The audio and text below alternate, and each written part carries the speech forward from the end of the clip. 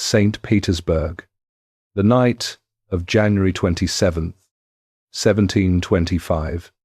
In a bedroom of the Winter Palace, the largest man in Russia is dying, and he knows it.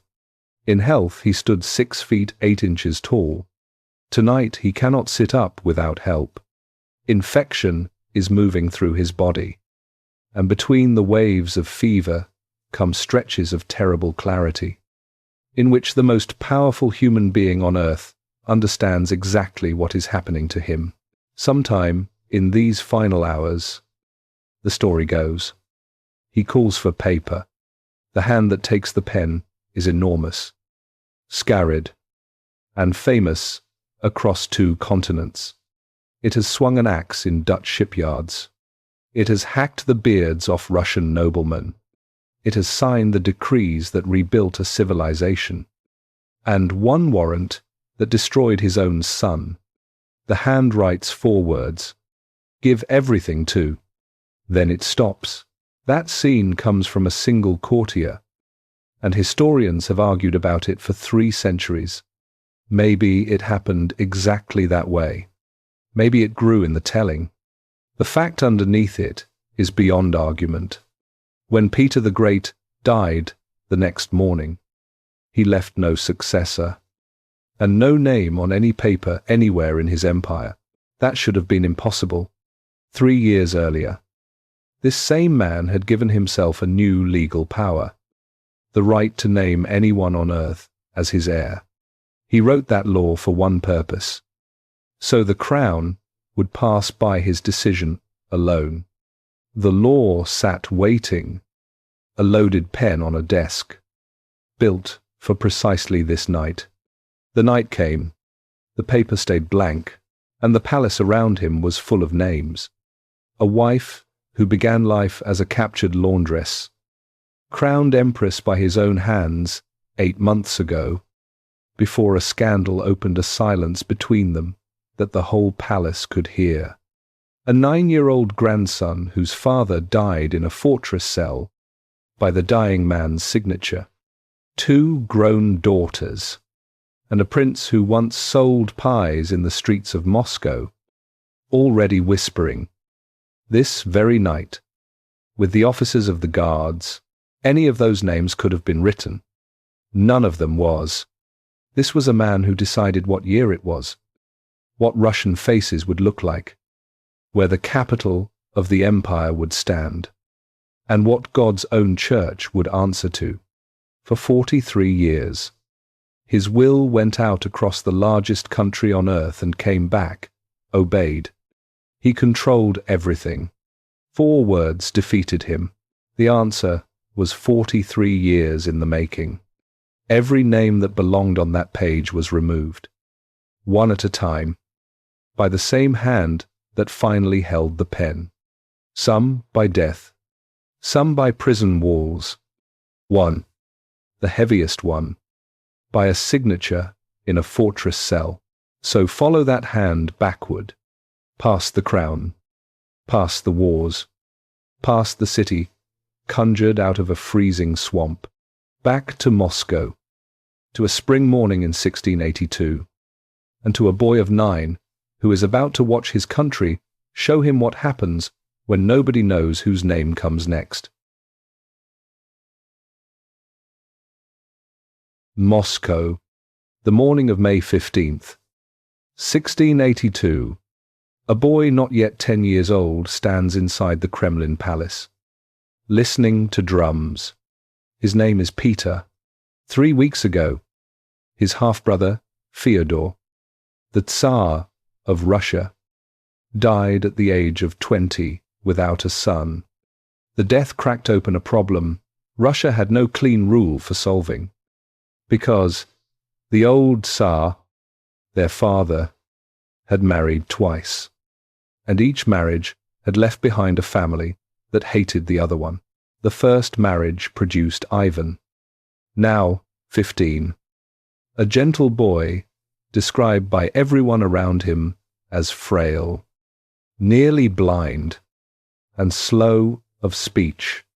The second marriage produced Peter, 9 years old, tall for his age, loud, healthy, and quick. By custom, the elder son should follow, by common sense. The men running the government looked at Ivan and could not picture a reign. So the patriarch and the great families gathered, and they chose the younger boy. In that single decision, Peter's mother's family, the Narishkins, won everything.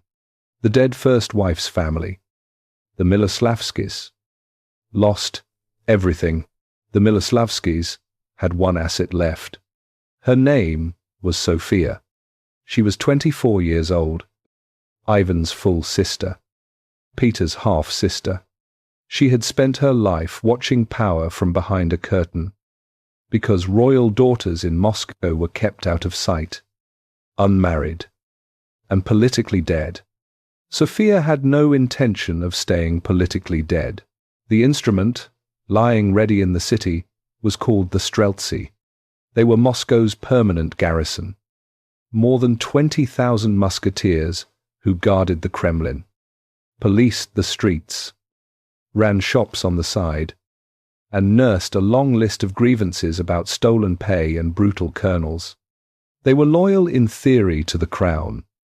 In practice, they were loyal to whoever seemed likely to win. In the first weeks of May, a rumor began moving through their regiments. Most historians believe the rumor was planted, though how much of it traces back to Sophia herself is still argued. The rumor said the Narishkins had murdered the boy Ivan, and were coming for the old faith next. On the morning of May 15th, the drums began. The regiments crossed the city with banners flying and pikes raised, and poured into the Kremlin, demanding the traitors who had killed the Tsarevich. What happened next nearly stopped the whole thing.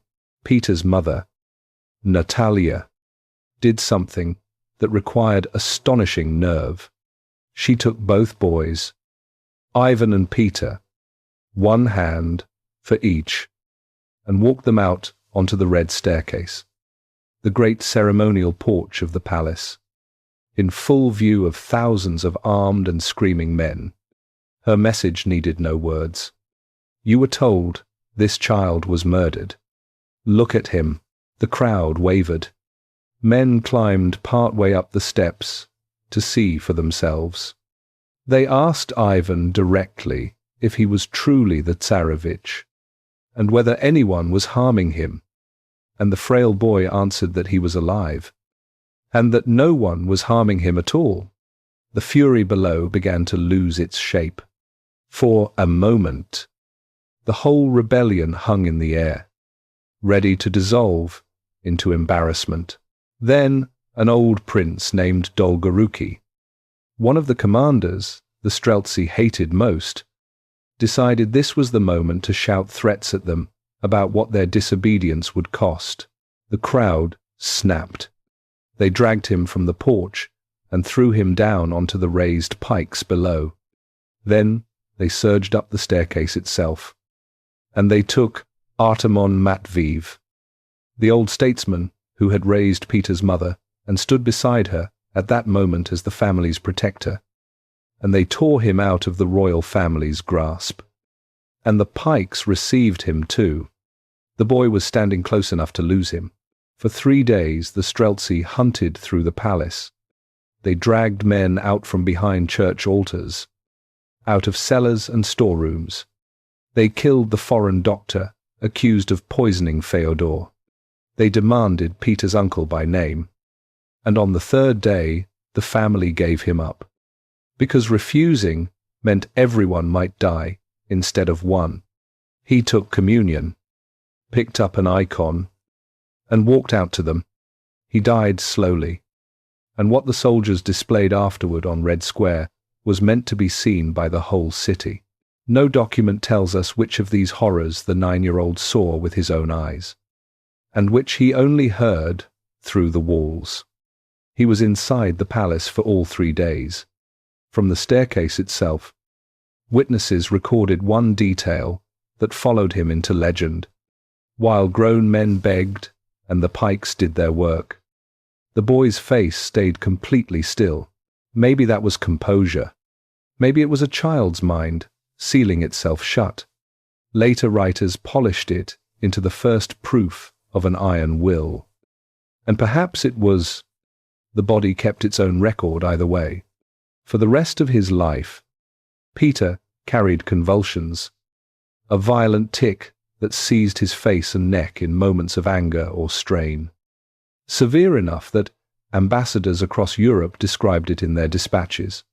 Doctors and historians still argue about the cause. The people who knew him pointed to this: the rebellion ended the way these things end, with the winners writing the paperwork. The Streltsy dictated terms, and the government accepted everyone. Ivan would be first Tsar. Peter would be second Tsar. 2 children, crowned side by side, and standing behind both of them, holding the actual power as regent, was Sophia. The soldiers got their back pay. For a while they even got a column on Red Square praising what they had done. Treason rewritten in stone as patriotism, at least until the politics shifted and the column quietly came down. A 9-year-old does not analyze a lesson like this. He absorbs it, the way bones absorb a fracture. And the lesson of the Red Staircase was brutally simple. When a throne comes open without a clear name on it, the law does not decide who rules. The law waits to see who wins, and then writes it down. Peter would spend the next 43 years living inside that discovery. So would everyone who ever stood between him and a secure succession. Hold on to the image of the staircase. It is standing in the room, 43 years later, beside a dying man and a blank sheet of paper. For now, the boy and his mother withdrew from the Kremlin to a quiet royal village outside Moscow, half exiled, watched, and alive. And the new arrangement of power produced one of the strangest objects in all of Russian history. A silver throne built for 2 children at once, with a hidden compartment cut into the back of it, and a curtained window for someone to whisper through. That chair still exists. You can see it in Moscow today. It is also the truest portrait anyone ever made of the next 7 years. And it is where this story goes next. In the Kremlin armory in Moscow, visitors still file past a throne made of silver, and most of them stop when they notice it has 2 seats. It was built in 1682 for a coronation that had no script, because Russia had never crowned 2 Tsars at once. The ritual required the sacred cap of Monomakh, the ancient crown of Muscovy, and there was only one of it. So the court ordered a copy made for the younger boy. That detail says everything about the summer after the massacre. When reality stopped matching the ceremony, Russia duplicated the ceremony and moved on. The 2 boys sat side by side. Ivan, 15, half-blind, patient, gentle. Peter, 10, already too tall for the seat, his eyes moving constantly around the cathedral, and cut into the back of the throne, behind the cushions, was a concealed compartment with a small curtained window. Tradition says that during audiences, Sophia or her people sat hidden inside it and whispered to the boys what to say. An empire of million, governed through a slot in the furniture, Sophia ruled for 7 years. And honesty requires saying she ruled with real skill. She was the first woman to hold power openly in Russia, a country that locked its royal daughters away and considered their public existence indecent. She broke out of that prison by intelligence and nerve. The government she ran with her chief minister, Vasily Golitsyn, a cultured man who spoke Latin and dreamed of reforms. and who was, if the court whispers were right, considerably more to her than a minister, signed a landmark peace with Poland that secured Kiev for Russia permanently. It also signed the first treaty in history between Russia and China, removed the ending from her story, and she looks like one of the most capable rulers of her century. Her problem was arithmetic. A regent governs in the name of children, and children grow. While she governed, the younger Tsar was supposed to be decorative. Peter and his mother lived at Preobrazhenskoe, a royal village outside Moscow, present at great ceremonies and absent from actual power. It was a sidelining dressed up as childhood. By accident, it became the best education any Russian ruler ever received, because nobody at Preobrazhenskoe made the boy study ritual, and nobody controlled what he played with. What he played with was war. He started with a drum. Then came real muskets, requisitioned from the armories by a Tsar's signature that no clerk dared refuse. Even when the Tsar signing was 11, he drafted stable boys, falconers' sons, and young noblemen into play regiments. He built an earthwork fortress with real cannon, and staged battles with real powder that left real burns and broken bones. Foreign officers were hired to teach artillery, because the boy demanded to know how everything actually worked. The games grew year by year, until 2 of those play regiments hardened into genuine military units. The Preobrazhensky and the Semyonovsky hold on to those 2 names. The toy army of a sideline child became the Guards regiments of the Russian Empire, the most lethal political force in the country's history. They are the same Guards whose officers, on a January night, 43 years later, would stand whispering in palace corridors while an emperor died without an heir. Peter built the instrument that would one day choose his successor for him. He built it at the age of 11, out of stable boys. For fun, a short ride from Preobrazhenskoe stood a walled foreign suburb that Moscow called the German Quarter, where the city quarantined its resident Europeans, the merchants, engineers, and soldiers of fortune that Russia needed and despised. Respectable Muscovites avoided the place. Peter walked in and found the future. The houses had clocks, oil paintings, and printed maps. The men talked about fortification angles, navigation, trade routes, and the tonnage of ships. And they talked to the towering teenager like an apprentice worth teaching rather than an icon to be bowed at.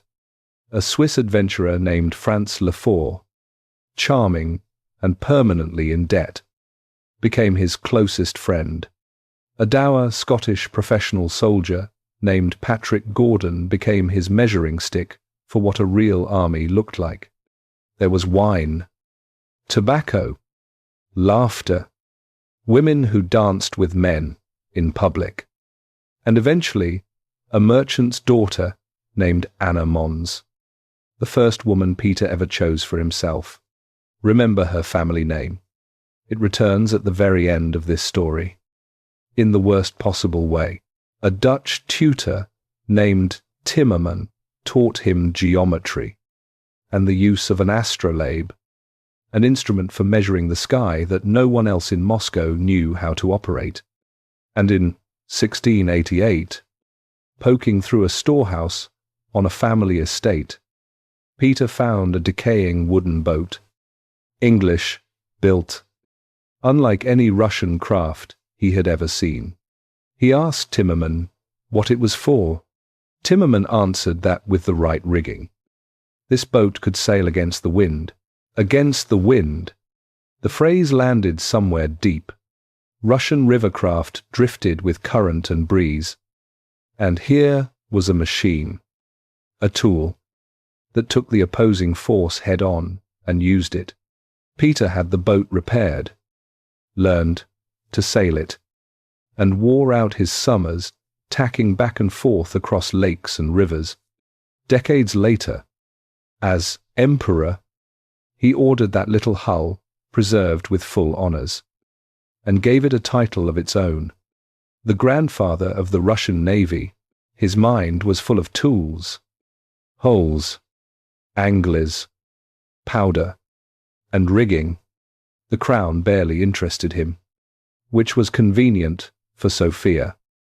Right up until the moment it wasn't, because by 1688, her position was rotting. 2 huge military campaigns against the Crimean Tatars, led by Golitsyn, had ended in fiasco, and her government spun them as triumphs so loudly that the lie itself became a scandal. She had begun appearing in state ceremonies that belonged to the Tsars, testing titles that edged closer and closer to sovereign. Some around her urged the final step: crown yourself. And meanwhile, every courtier in Moscow could see the same thing. The second Tsar was now 16 years old, nearly 6.5 feet tall, and commanding 2 trained regiments of his own. He was visibly done with being decorative. The silver throne still had 2 seats and 1 whisper hole. The boy had simply outgrown the furniture. Everyone in Russia was waiting to find out what would break first. In the summer of 1689, something did. It started, strangely, with a wedding in January of 1689. Peter's mother arranged his marriage to a young noblewoman named Evdokia Lopukina. The bride was pretty, pious, conventional, and old Russia down to her bones, raised on icons, embroidery, and the rhythms of the church calendar. The groom was a 17-year-old who smelled of gunpowder and tar, and who was in love with an entirely different civilization. Natalia chose her for exactly those qualities, and for a political reason that mattered more than the couple itself. By Muscovite custom, a married man was a grown man. A grown Tsar needs no regent. Sophia understood the message of the wedding perfectly. Weeks after the ceremony, Peter left his bride and went back to his boats. The marriage was already what it would always be, an arrangement between strangers. But the clock it started could not be stopped. The break came in August. In the middle of the night, late on the 7th, riders galloped into Preobrazhenskoye and woke the young Tsar with a warning that the Streltsy were coming from Moscow to kill him. What followed was pure animal panic. Peter came out of bed and ran for the stables in his nightshirt, barefoot by some accounts, and rode out alone into the dark. Picture the scene for a moment, because nothing else in his life ever looked like this. The tallest man in Russia, the crowned Tsar, galloping through black forest in his nightclothes, hiding at one point among the trees while attendants chased after him with clothes and boots. He rode most of the night. Toward dawn, the walls of the Trinity Monastery rose out of the grey light ahead of him, the great fortified sanctuary north of Moscow, and witnesses say that when they brought him inside, he threw himself on a bed and wept, asking the abbot to save him. Whether anyone had actually ordered an attack that night remains genuinely uncertain. Historians have sifted the evidence for 3 centuries, and the honest answer is that the plot may have been real, exaggerated, or invented by men who wanted the confrontation to start. What no one disputes is the panic, and the panic is the revealing part. 7 years had passed since the Red Staircase. The 17-year-old, who fled through the night, was still in some permanent interior room. The 9-year-old, listening to drums. It was the last time in his life anyone ever saw Peter the Great run. What followed was a standoff with almost no violence in it. which made it unlike nearly everything else in this story. From behind the Trinity walls, Peter's side sent out summonses, and Moscow began to choose. The Patriarch, sent by Sophia to mediate, reached Trinity and simply stayed there. Colonel after colonel slipped out of the city with their regiments. Patrick Gordon and the foreign officers, the most professional soldiers in Russia, made their calculation and marched to Trinity. Once they moved, the military question was over. Sophia set out to negotiate with Peter face to face, and was turned back on the road by armed men with orders that she would not be received. Power drained away from her, audience by audience, regiment by regiment, until she stood in the Kremlin commanding no one. The reckoning was selective and cold. Her Streltsy chief, the man most plausibly tied to plots against Peter, was interrogated under torture and executed. Golitsyn, the minister and probably the love of her life, was stripped of everything and sent with his family into Arctic exile, and Sophia herself received no trial, no charges, and no scaffold. Soldiers escorted her to the Novodevichy convent on the edge of Moscow. The gates closed. The first woman to rule Russia became a name nobody at court said out loud. Her fall printed a pattern into Peter's mind that he would use for the rest of his life. When a person became politically dangerous, a wall could be more useful than an execution. The dead become martyrs. The exiled become rallying points. But a woman sealed alive inside a convent simply stops existing, while remaining available, in a cell, should anyone need to prove a point later. File the method away, he will reach for it again, and one of the people he reaches for will be his own wife. Now comes the strangest fact about Peter's first victory. Having won absolute power at 17, he barely touched it. He handed the government to his mother and her relatives. He kept the gentle Ivan as co-Tsar with full honors, and treated his half-brother with an unbroken public kindness that lasted until Ivan's quiet death years later. Then he went back to his regiments and his boats, as if the whole crisis had been an interruption of the only work that mattered. And in February of 1690, the bells of Moscow rang out the news that the young Tsaritsa, Evdokia, had given birth to a son. They named him Alexei.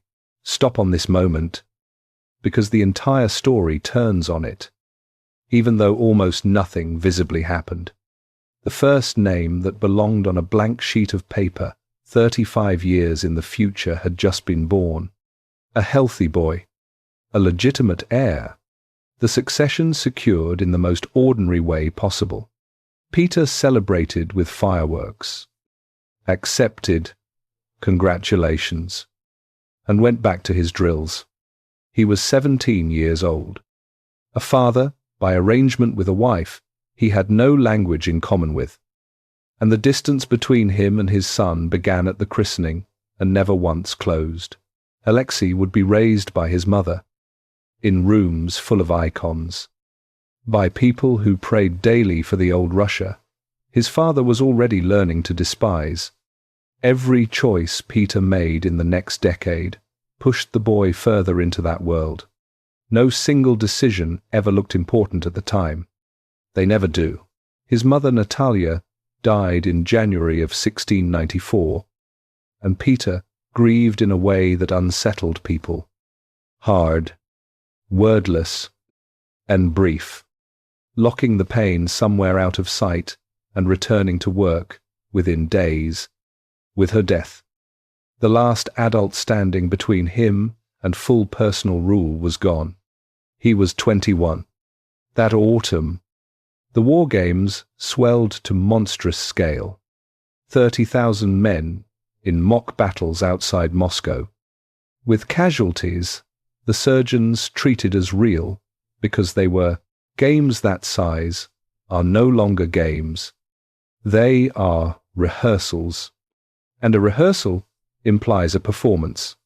Peter had spent his whole young life mastering tools. The axe, the astrolabe, the cannon, the regiment, the hull that could sail against the wind. Now he turned, with all of that in his hands, to look at the actual map of his actual country.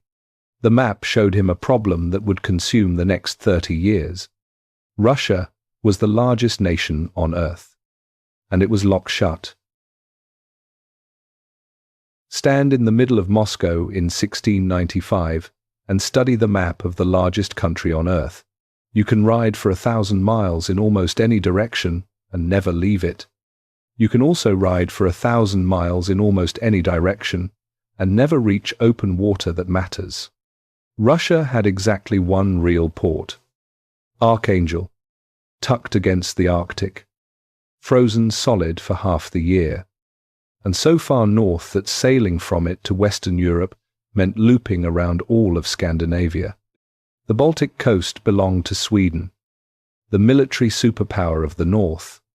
The Black Sea was an Ottoman lake, its northern approaches controlled by the Crimean Tatars, raiders who had spent 2 centuries carrying Russian villagers south in chains to the slave markets.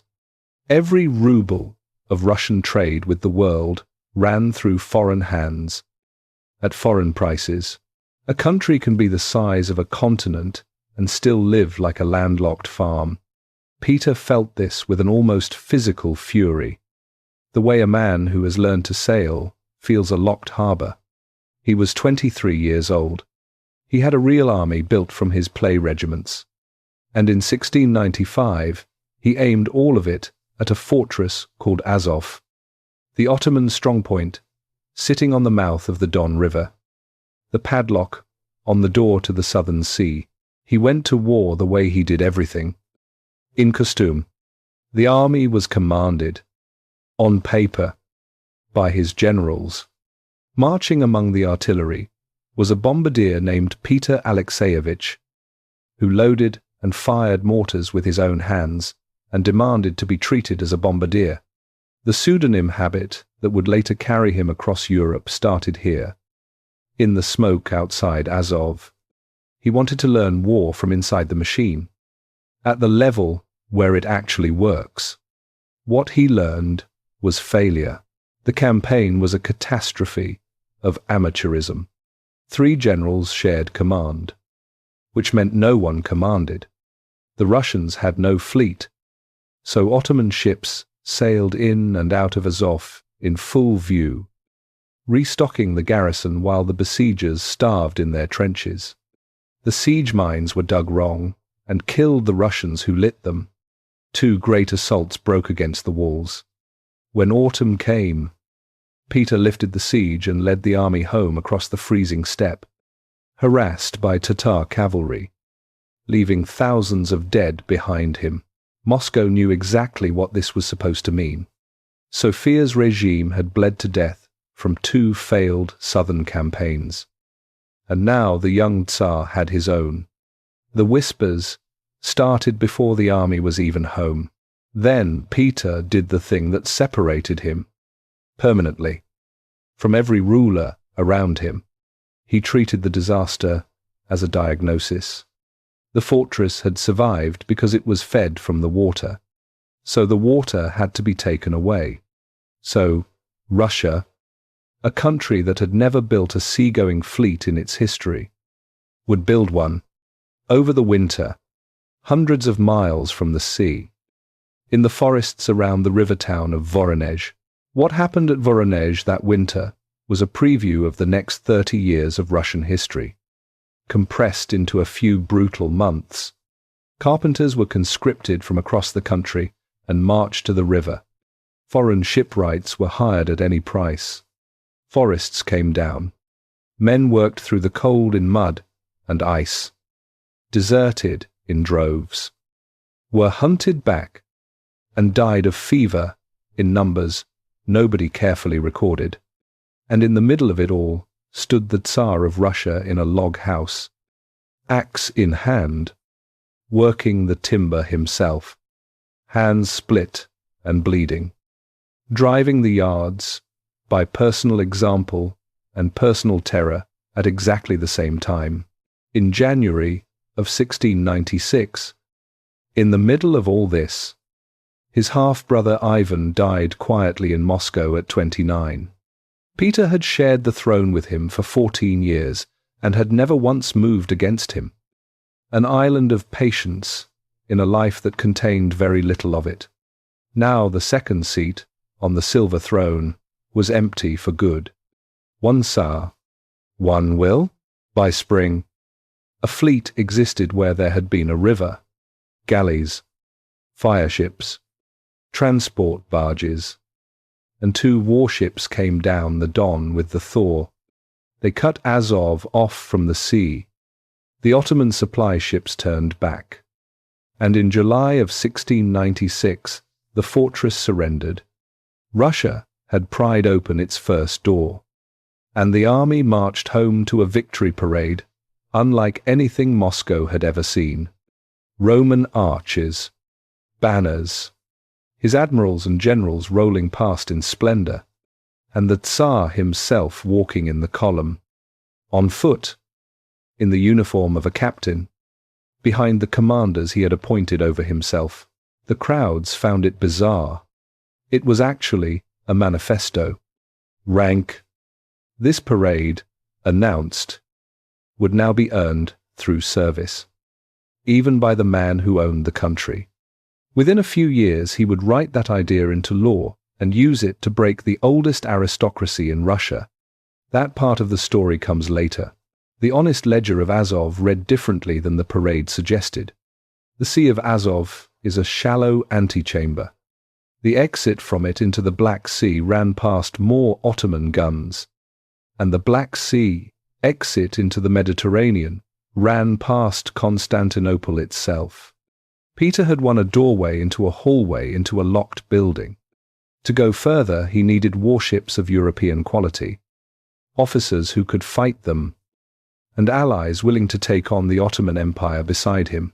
Russia could supply none of the 3. So, he made a decision with no precedent in Russian history. The Tsars of Muscovy did not travel. For centuries they had left their country only at the head of armies, because the Tsar was a sacred object, and sacred objects stay on the altar. Peter announced a grand embassy to the courts of Western Europe. 250 diplomats, nobly, guards, and servants sent to seek allies against the Turks and to hire the skills Russia lacked.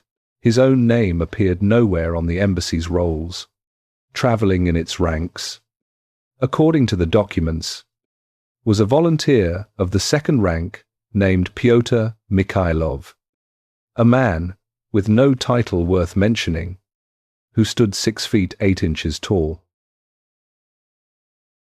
In August of 1697, the people of Zaandam, a shipbuilding town in Holland, began noticing a Russian laborer of impossible size who had rented a tiny wooden room near the wharves, bought a set of carpenter's tools, and signed on for ordinary work.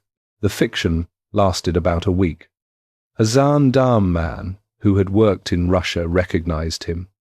The news ran through town like fire through rigging, and soon crowds were climbing fences and packing rooftops to catch a glimpse of the Tsar of Muscovy dressed as a workman. With blisters on his hands, Peter, furious at being a spectacle, shoved through the Gurkhas and moved to Amsterdam, where the authorities offered him something better than privacy. They gave him the closed, guarded shipyard of the Dutch East India Company, the most advanced industrial site on the planet, and laid down the keel of a new frigate, so that the strange Russian could build a ship from the very first timber. For 4 months he did exactly that. He hauled wood, swung an axe, drove pins, rigged tackle, and answered to a Dutch master, shipwright, like any other hand on the yard. The master's final certificate survives, and it is one of the most revealing documents of the century. A sober Dutch tradesman, attesting that Pyotr Mikhailov had mastered his craft and was a capable shipwright. No conquest ever made Peter prouder.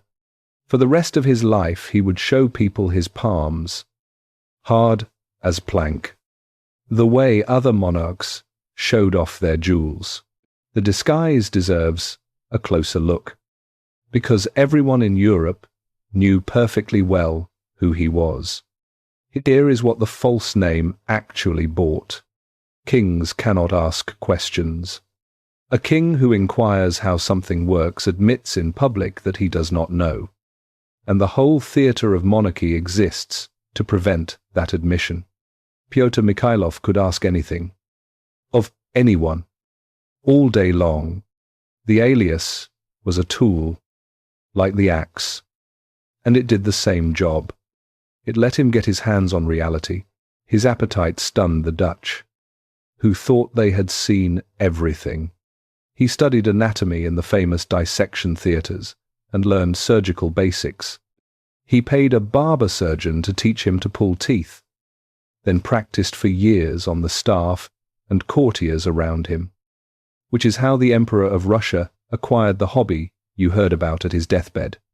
He inspected whaling ships, printing houses, sawmills, and the workshops of the great microscope makers, and filled crates with instruments, models, and books, and he hired specialists by the hundreds, sailors, gunners, engineers, surgeon, lockmakers, anyone with knowledge Russia lacked. Among them, a Dutch officer named Cornelis Kroes, who would help build the Russian navy from nothing. In January 1698, he crossed to England, where King William III, a man who understood sea power down to his bones, gave him a royal yacht, and something Peter valued more, access to the naval dockyard at Deptford. The English taught him what the Dutch could not. Dutch masters built superb ships by eye and inherited instinct. The English had turned shipbuilding into mathematics. Hulls designed on paper, by proportion and calculation. Before the first timber was cut, Peter wanted the math. A navy built by instinct dies with its builders. A navy built by drawings can be taught, copied, and scaled. And scale was the only thing he ever really wanted. He watched the Royal Navy stage a mock battle for him off the southern coast and called it the finest sight of his life. He looked in on Parliament, and a story circulated afterward that he marvelled at hearing subjects argue with their king to his face. A story too good to verify and too widely told to leave out. He also rented the elegant riverside house of the writer John Evelyn, and what the Russians did to that house entered English legend. Floors wrecked, paintings punctured, furniture burned, and the owner's magnificent holly hedge destroyed by a game that involved riding wheelbarrows through it at speed. The Crown quietly paid an enormous damage bill. Even the men who admired Peter most agreed that admiring him was easier from a distance. Keep both of those Englands in view at once, because both are true. The man calculating hull proportions by candlelight and the man crashing through a hedge in a wheelbarrow were the same man, and Russia was about to belong to him without restraint. One mission failed completely. Nobody wanted his Turkish war. The great powers were circling toward an enormous fight over who would inherit the Spanish throne, and a crusade on the Black Sea interested no one. Peter heard versions of the same polite refusal in every court, and slowly the southern dream lost its grip on him. On the journey home, at a town called Rawa, he stopped to meet Augustus, the new king of Poland, a giant like himself with matching appetites. The two young monarchs drank and feasted for 3 days. Somewhere in those 3 days, they began to talk about the north, about the Baltic coast, about the inconvenient fact that the entire eastern shore of that sea belonged to a Swedish king who had just died. Leaving the empire to a teenager, a seed went into the ground at Rawa. It would grow into 21 years of war. He never finished the embassy. In the summer of 1698, a courier found him with news from home. The Streltsy, the same regiments that had filled his childhood with pikes and blood, had mutinied again and marched on Moscow. The revolt was crushed by loyal troops before he even reached the border. The ringleaders were already hanged, the rest locked up awaiting his pleasure. By every practical measure, the crisis was over. Peter raced home anyway, traveling day and night, and the men around him understood that practical measures had nothing to do with it. The student of Europe was returning with crates of instruments, hundreds of hired experts, a shipwright's certificate, and one decision that had ripened somewhere on the road, a decision about Russia's relationship to its own past. He reached Moscow in late August. After 18 months away, within a day, he was holding a pair of scissors. Within a month, he was holding something else. Peter reached Moscow on the evening of August 25th, 1698. After 18 months away, the city learned everything it needed to know about the future from where he chose to go that night. The Kremlin waited. His wife waited, with their 8-year-old son. After a year and a half of silence, Peter rode past both, to the German quarter, to dinner among his foreigners and his mistress, Anna Mons. The next morning, he received the great men of Russia at Preobrazhenskoye, where they came in their long robes and their magnificent beards to welcome home their Tsar. Peter greeted them warmly, embraced the most senior of them, then produced a barber's razor and began, with his own hands, to shave their faces. The room had to treat it as a joke, because the alternative was treating it as what it was. We will come back to those beards, because an entire chapter of this story belongs to them.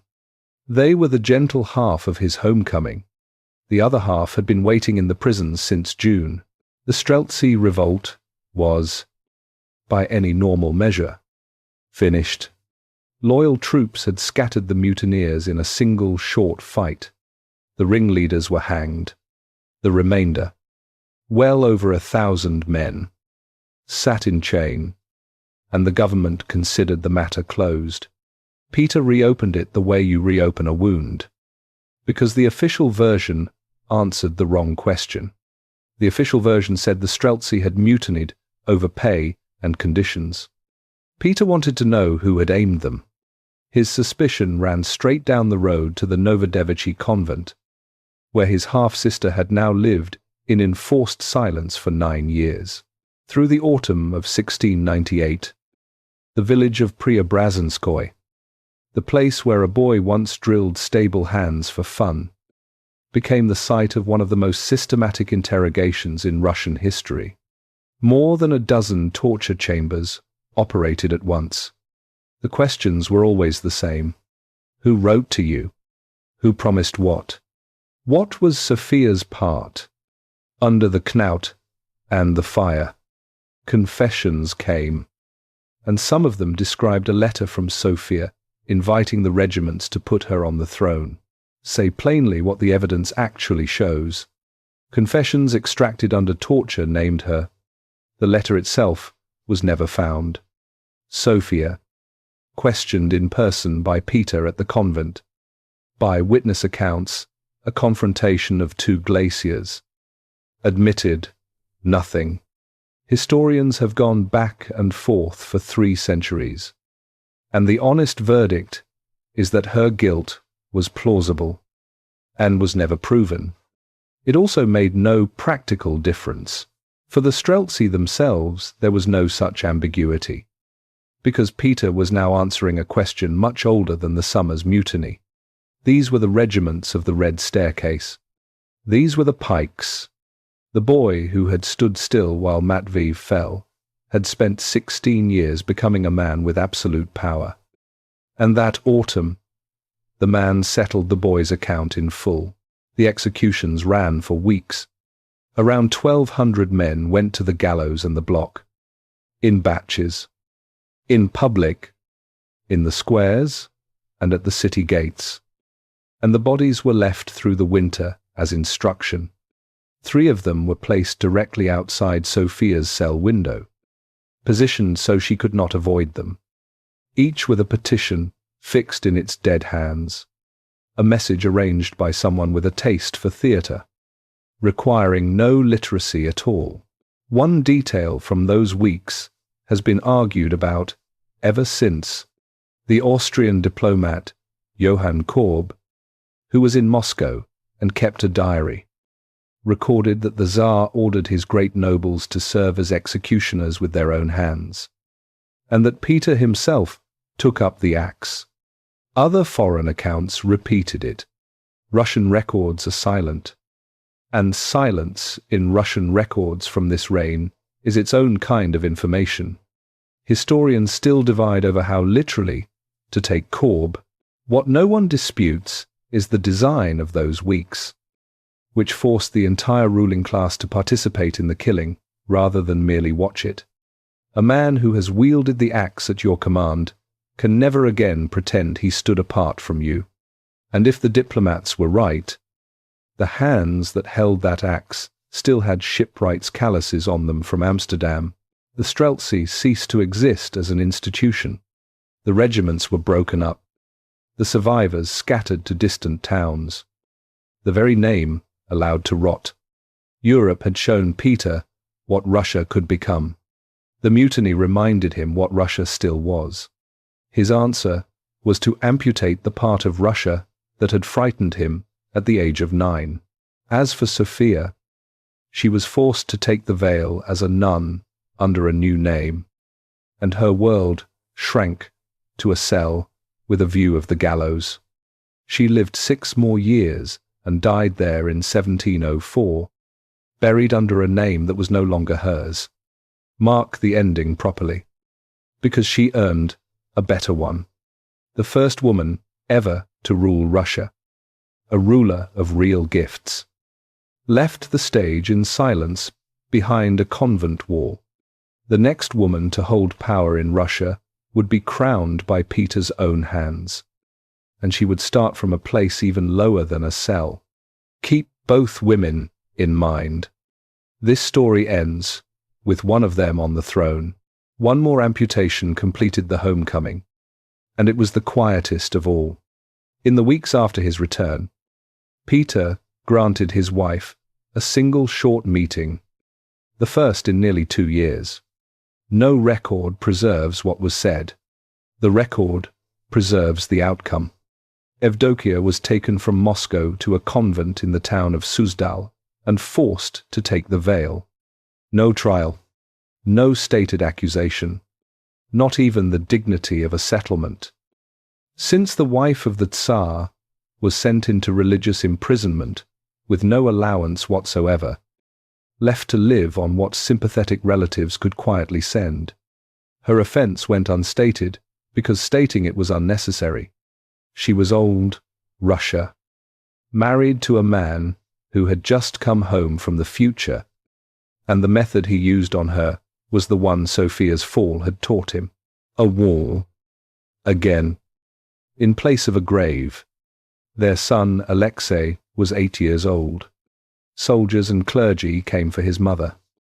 And then she was gone, and the boy was handed to an aunt and folded into his father's world of foreigners. Gun smoke and shaved chins. Nobody asked what the 8-year-old concluded about his father, about his mother's icons. or about which of those two worlds had loved him. Nobody would ask for another 20 years. By then, the answer would be a matter for interrogators. Keep the dying man and the blank paper in your mind here, because this is one of the nights that page was written.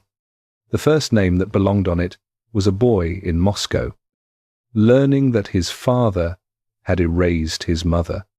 Wounds like that do not heal on a schedule.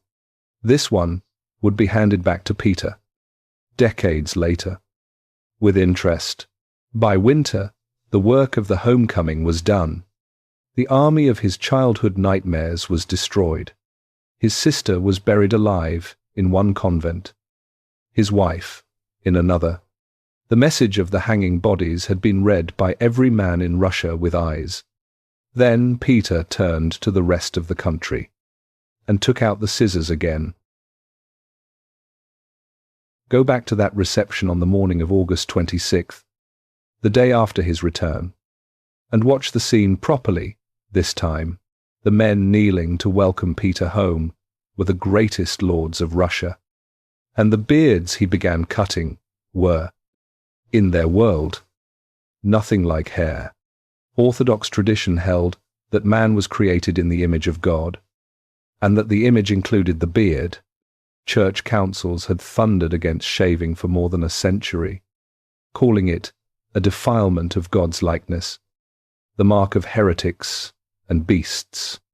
A Russian man's beard connected him to his father, his faith, and his salvation. Men of that era spoke seriously about meeting God with their beards intact. Peter knew every syllable of this. He had grown up in a world where the meaning was impossible to miss. That is exactly why he reached for the razor, and why he started at the top, with a famous general and the most feared lord of his court losing their beards first, in public, to the Tsar's own hand. While the room laughed, laughter was now a survival skill. A ruler who merely wanted clean-shaven soldiers could have issued a decree and stayed home. Peter performed the cutting personally because the performance was the policy. Every man in that room had just learned, through his own face, that there was no longer any part of a Russian's existence. His body, his faith, his father's, where the state's reach ended. Laws tell people what they must do. Faces tell people who they are. And Peter had decided to rewrite who his people were. Starting at the chin, the decrees followed, and turned theatre into system. Beards became illegal for most classes. Then, with a refinement that tells you the treasury was never far from his thinking, they became expensive instead. A man could keep his beard by paying a graded annual tax, ruinous sums for merchants and nobles, a small coin for a peasant entering a town. The payer received a bronze token to carry as proof, stamped with words to the effect that the money had been taken. Russia is the only country in history where a man's relationship with God's image came with an annual receipt. The result was a perfect, bitter irony. The old beard had marked piety. The new beard marked wealth, because only the rich could afford their faces. A symbol of heaven became a luxury good in roughly 5 years. Clothing came next. Decrees ordered the nobility and townsmen out of the long Muscovite robes and into short European coats, and the enforcement was as physical as the beard cutting had been. Mannequins, dressed in approved styles, stood at the city gates as legal exhibits. Guards collected fines from violators, and accounts from the period describe offenders forced to kneel while their long coats were sheared off at the knee. On the spot, tailors were forbidden to sew the old fashions at all. Within a generation, a Russian nobleman, standing beside his own grandfather's portrait, would appear to belong to a different nation, which was precisely the point. Then Peter reached into something deeper than cloth or hair. He changed what year it was. Russia had always counted time from the creation of the world, and by that count, the year was 7,208. The new year began in September. By long sacred custom, in December, Peter decreed that the year would now be 1700, counted from the birth of Christ as Europe counted it. The year would begin on the 1st of January. The occasion would be celebrated with decorated fir branches, fireworks, and public joy. The joy being mandatory. With one signature, 5,500 years vanished from the Russian calendar. The panic this caused is hard to overstate from inside the modern world. Ordinary believers asked how any man could move the birthday of time, and what it meant that he thought he could. For the old believers, communities already split from the official church by an earlier generation of reforms. The answer was obvious and terrifying. A power that rewrites God's calendar, defaces God's image on men, and hangs soldiers from the walls, had a name in Scripture, and in their villages they began to use it. Hold that thought. The collision between Peter and the believers gets its own chapter, and it ends in fire. One detail in the calendar decree captures this whole reign in miniature, and historians savor it. Peter moved Russia onto the Julian calendar at the exact moment Western Europe was abandoning it for a newer, more accurate one. His modern Russia would therefore run 11 days behind the Europe it was imitating, and it kept running behind for more than 2 centuries. He dragged his country toward Europe with all his colossal strength, and it arrived permanently. A week and a half late. Even his revolutions had a margin of error. Ordinary Russians lived inside that margin. Tobacco, formerly a sin the old law had punished with whippings and worse, became legal and taxed.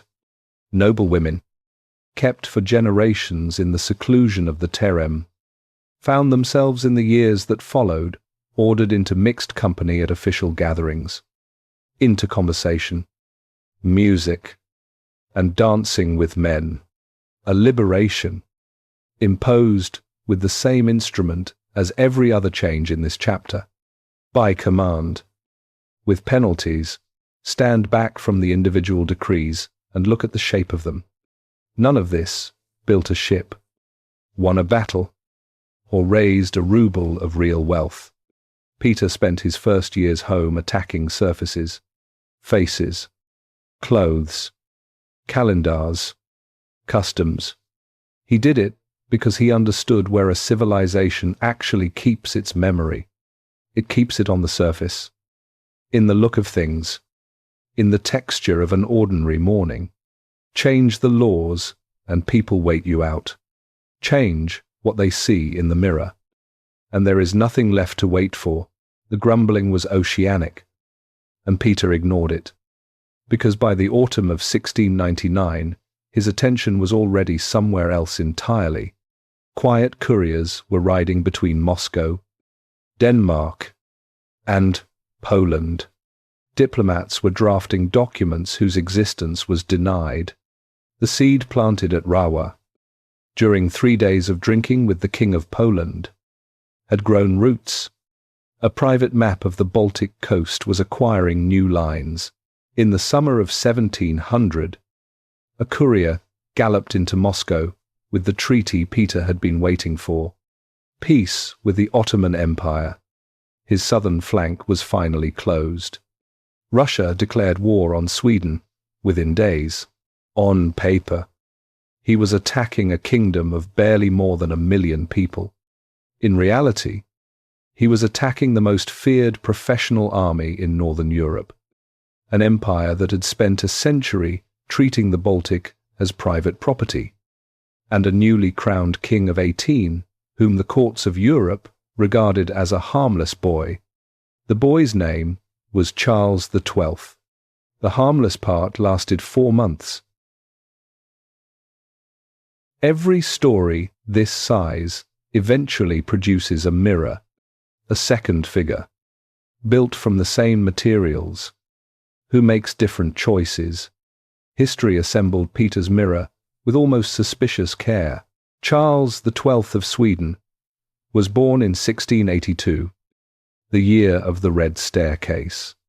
He inherited his throne at 15, an age when Peter had been drilling stable boys at Preobrazhenskoye, and the resemblance ends right about there. Charles drank no wine and took no mistresses.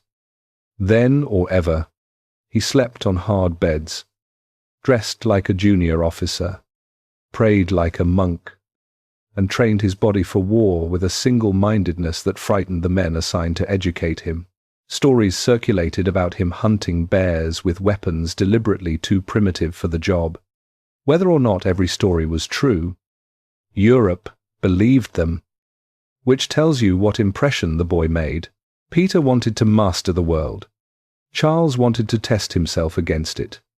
The difference looks small, written down. It decided the fate of both empires. In 1700, the rulers watching Sweden saw none of that. They saw an empire holding the entire eastern Baltic, run by a teenager, and they formed a coalition to carve it up, while the carving was easy. Denmark struck from the west. Augustus of Poland and Saxony, Peter's drinking partner from Rawa, moved on Riga, and Russia, the moment peace with the Turks arrived, declared war and marched on the fortress of Narva, the Swedish strongpoint nearest the Gulf of Finland. The teenager then introduced himself. Within weeks, Charles threw an army across the water at Copenhagen, put the Danish capital under his guns, and knocked Denmark out of the war it had just started. One member of the coalition was gone before the leaves turned. Then he loaded his small army onto ships, crossed the Baltic through the autumn storms, and came east, fast, toward Narva, where roughly 40,000 Russians sat entrenched around the fortress. Charles brought perhaps 10,000 men. The arithmetic said he had no chance, and the Russian command believed the arithmetic. On the morning of November 30th, 1700, a blizzard came down on the siege lines, the wind driving the snow straight into Russian faces. Charles attacked directly into the storm, using the whiteout the way other commanders use darkness.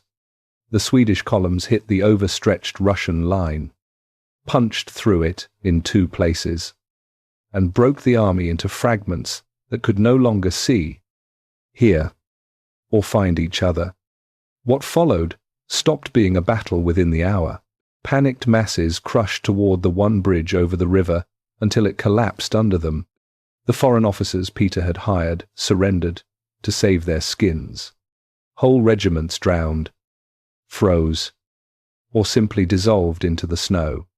Sweden took every cannon Peter owned, close to 150 guns, his entire artillery park, the work of years, gone in an afternoon, along with thousands of dead. One absence from the field requires honest handling. Peter was not there. He had left camp the day before the battle, heading to the rear, officially to hurry up reinforcements and confer with his ally.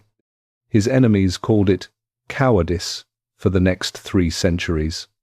His defenders point out that he left before anyone knew Charles was close, that he routinely travelled to wherever the logistics were failing, and that personal courage was never otherwise lacking in his record.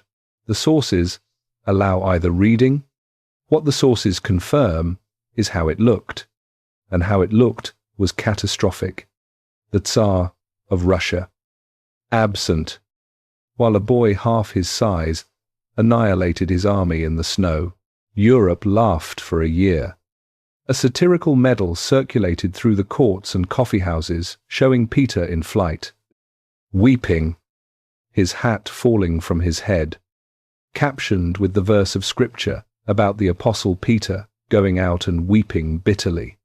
The pamphleteers reached for the oldest sneer in the European cupboard, that Russia was a nation of bearded barbarians play-acting as a power. Narva seemed to prove the sneer correct in a single morning. Now came the decision that decided everything. Charles made it, not Peter. The road to Moscow lay effectively open. The Russian field army had ceased to exist. The artillery was captured. The Foreign Officer Corps was discredited or in Swedish custody. And winter was an obstacle Swedes historically handled better than anyone. Some of Charles's advisers urged exactly that course. Finish Russia now, while it is a body on the ground. Charles looked east at the wrecked giant, concluded it would stay wrecked, and turned his back on it. Augustus, the oath-breaking ally still in the field, offended his sense of honor in a way the distant Tsar did not. So Charles marched into Poland to dethrone him, and the Polish campaign swallowed the Swedish army for 6 years.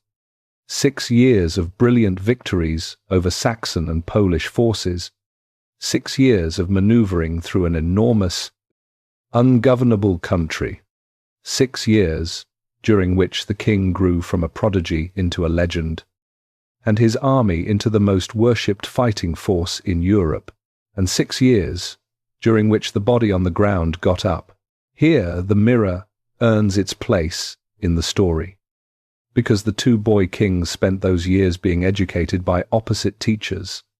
Defeat is a fast and vicious instructor. It itemizes your failures and hands you the list. Victory teaches slowly, and what it mostly teaches is that you were right all along. Every triumph in Poland deepened Charles's certainty that no army on earth could stand against his own, that numbers were a detail, and that boldness solved whatever planning had not. The certainty was the trap. It took 6 years to build. Peter was the one who would eventually spring it. In the days after Narva, witnesses around Peter braced for the explosion. The tick, the rage, perhaps a new round of executions in the style of the Streltsy autumn. They got something stranger. He grieved hard and briefly, the way he had grieved his mother, and then he made a remark that several of those around him recorded in substance. The Swedes would go on beating Russians for a good while yet, and sooner or later, by beating them, they would teach Russians how to win. Then he called for an inventory of everything he had lost, and an accounting of everything Russia contained that could replace it. Somewhere in that accounting, his eye fell on the churches of Moscow, and on their bells. A church bell is the voice of a Russian town. It marked births, deaths, fires, invasion, and the hours of prayer. And the casting of a great bell was a sacred event attended by fasting and ceremony. In the year after Narva, Peter's agents moved through Russia, requisitioning them. By some counts, 1/4 of the bells in the country. The bells went into furnaces and came out as cannon. Within roughly a year, around 300 new guns existed to replace the artillery rusting in Swedish trophy yards. Hold that image, because the whole reign is inside it. The voice of heaven, melted down and recast as the voice of the state, both of them made of the same bronze. Peter rebuilt alone in a way he never had before. Lefort and Gordon, the 2 foreigners who had taught him Europe and war, had both died in 1699, within months of each other, and Peter had wept over Lefort's coffin in front of the whole court. Into the vacancy stepped a man this story has been saving.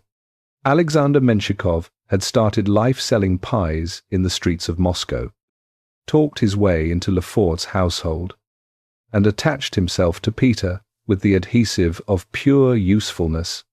He was probably illiterate his whole life. He was also fearless, tireless, ruthless, funny, and shameless.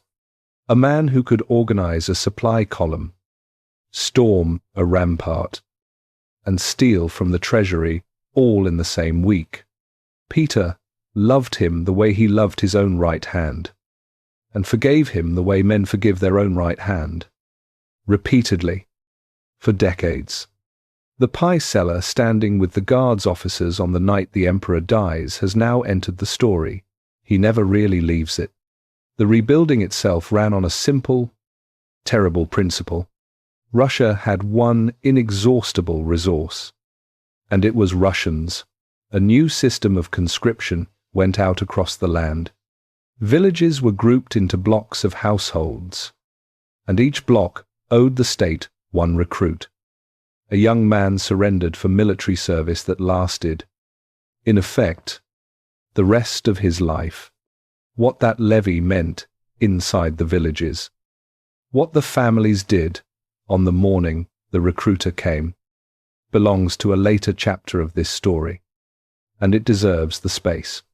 For now it is enough to know the scale. Year after year, for the rest of the reign, the levies came, the army drank them, money was hunted with the same creativity. Peter employed a class of officials whose entire job was inventing things to tax, and they earned their keep. Taxes appeared on bathhouses, beehives, cellars, chimneys, horse collars, hats, boats, watermelons, and, in a detail that feels like satire but sits in the statute books, on oak coffins. Stamped paper was required for legal documents. At a price. The beard tax you already know. A foreign observer joked grimly that in Russia a man was taxed for being born, taxed for washing, and taxed for being buried. The joke was simply an inventory. Iron came next. The state seeded weapons factories, then handed the wildest opportunity in Russia to a Tula blacksmith named Nikita Demidov, a commoner with a genius for metal. Demidov was given forges in the Ural Mountains and built them into an industrial empire that armed the country for a century. A blacksmith became one of the richest men in Russia, because the Tsar cared about output and nothing else. Remember that career when this story reaches the law that ranked all of Russia by service. Demidov was the advertisement. Drill manuals were rewritten. Uniform cloth came off new Russian looms. Officer schools opened with imported instructors. And all of it pointed in one direction, toward the water. The new army was blooded carefully, like a convalescent learning to walk, against the edges of the Swedish Empire, while its king was busy hunting Augustus through Poland. In the Baltic provinces, Field Marshal Sheremetev won the first small victories, modest engagements that mattered enormously. An army that has never won believes nothing you tell it. An army that has won twice believes you a little. Then Peter went for the thing he actually wanted. In the autumn of 1702, his forces stormed the island fortress of Noteberg, the ancient stone lock where the Neva River leaves Lake Ladoga, with the Tsar serving his mortars in the smoke as a bombardier once again. He renamed the place Schlisselburg, Key Fortress, and he meant the name literally. In the spring of 1703, the army moved down the Neva and took the last small Swedish fort where the river meets the sea. In those same days, Peter and Menshikov led a swarm of rowboats full of guardsmen against 2 Swedish warships anchored in the river mouth, boarded them with grenades and axes in a chaotic night fight, and took them both. Peter awarded himself and Menshikov the empire's highest decoration for it. His delight was the delight of the boy with the English boat. Finally, at 30, he was fighting on water. Step back and look at what 6 years of this actually built. Because the chronicles list reforms, and the lists miss the point. Every separate measure meshed into every other measure. The tax bought the musket. The factory made the musket for the recruit. The village surrendered the recruit. A state was assembling itself around the war the way muscle assembles itself around bone. And each village in Russia was becoming, whether it understood this or not, a permanent supplier of bodies, money, timber, metal, and obedience, feeding a machine that had no off switch. Because its owner could not imagine wanting one, the machine now held the entire course of the Neva, a cold grey river running through a wilderness of marsh and stunted birch toward the Gulf of Finland. By every standard of European war, Peter had captured a swamp at the far edge of the world, useful as a raiding base, useful as a bargaining chip, nothing more. In May of 1703, the Tsar of Russia stood on a soggy island in the river delta, mosquitoes singing around him, seawater standing in the moss, the nearest dry road very far away, and announced that he was founding a fortress on this spot. He named it for his patron saint. Every practical man in his suite saw water. Peter saw the front door of a new Russia. To build it, he was prepared to spend whatever it cost. The next chapter is about what it cost. Begin this chapter where the official histories never begin it.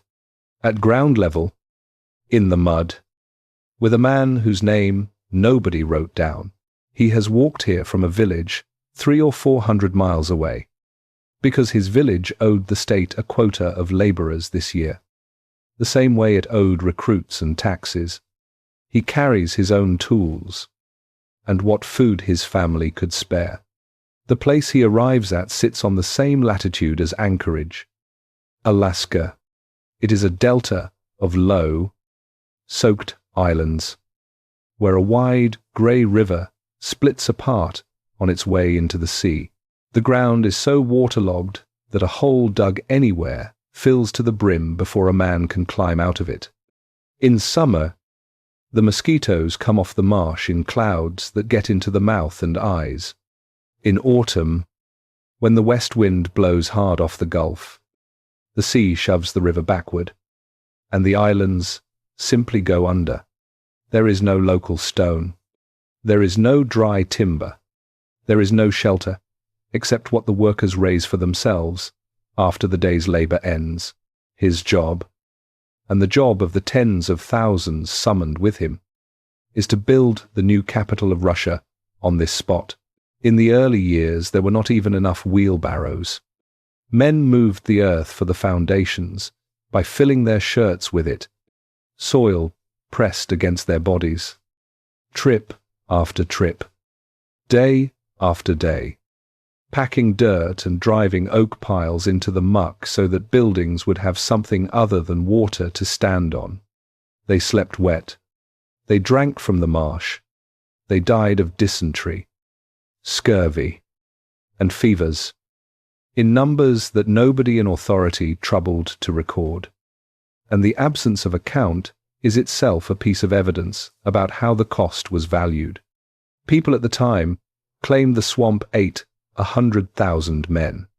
Modern historians, working carefully, I think the true number across those years runs into the tens of thousands. Either way, the phrase that attached itself to St. Petersburg within Peter's own lifetime was already circulating among the people who built it, a city built on bones.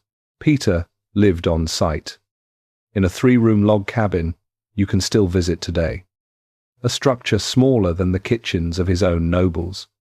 He drafted street plans with his own hand. He paced out fortress walls, and he wrote letters to his friends from this drowning wilderness, in which he called the place, sincerely and repeatedly, paradise. When the floods came, and the water rose into the rooms, witnesses describe him taking it with high, good humor, as if the sea were a colleague, playing a rough joke. The men carrying earth in their shirts a few hundred yards away are not recorded as finding the floods funny. Why here? Strategy explains the fortress, and explains nothing else. A fortress holds a river mouth. A capital is a statement, and Moscow was a statement Peter could no longer stand to live inside. Moscow meant the Kremlin, the Terem, the beards, the bells, the Streltsy, the staircase.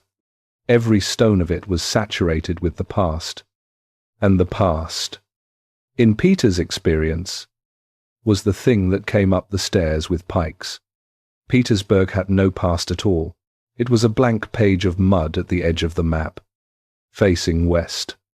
And, on a blank page, a man can write anything he wants. The famous description of the city as a window cut through to Europe was actually coined decades later by an Italian visitor. It spread because it captured the design. Peter was building Russia a new front door and nailing the old one shut. So, the state bent itself around the project. Since the delta had no stone, Peter taxed his way to some. Every cart and every boat entering the city was required by law to bring building stones as a toll. Masonry, as the price of admission. When that proved too slow, he simply banned stone construction everywhere else in the entire Russian Empire. A decree of breathtaking arrogance that idled every mason in the country and left them one place on earth to practice their trade. They came to the Neva because the alternative was starvation. People were imported the same way as stone. Nobles received direct orders to build houses in Petersburg at their own cost. The size of the mandatory house scaled to the size of the family fortune. And to live in what they built, merchants were assigned there like cargo. The grandest families of Moscow found themselves financing mansions on a floodplain they regarded as a frozen hell, abandoning homes their families had held for centuries. Because the Tsar wished to look out his window and see a society, they wrote letters, home full of despair. They also came. By now, everyone understood what happened to people who tested whether Peter meant his decrees. And the bizarre truth, the thing that keeps this chapter from being a simple atrocity story, is that it worked, and that what rose out of the marsh was beautiful. Italian, German, and Dutch architects laid out straight avenues and canals in a country that had never seen a planned city. Pale painted facades went up in lines, reflected in water that had drowned the men who drained it. At the center of everything stood neither a cathedral nor a palace, but the Admiralty, a working shipyard wrapped in a fortress, launching warships into the river. Petersburg was a shipyard with a capital attached, which was the most honest architecture of the whole reign. By 1712, the government itself had been transplanted, and the city of mud and shirt hems was the seat of the Russian state. The beauty and the bones cannot be separated, and this story will not pretend they can. The city is gorgeous precisely because its builder declined to negotiate with reality. The land said no. The climate said no. The human body said no. Peter overruled them all. And the overruling is visible today in every straight street and every granite embankment. St. Petersburg is what it looks like when a will that's strong meets material that weak. The material included people far to the west, while the city rose. The other boy, king, was finishing his work in Poland. Augustus had been hunted down, humiliated, and forced off the Polish throne, signing away his crown in his own ancestral Saxony, with Swedish troops camped around his palace.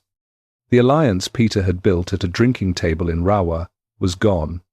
Nothing now stood between Charles XII and the project his advisers had urged on him for 8 years.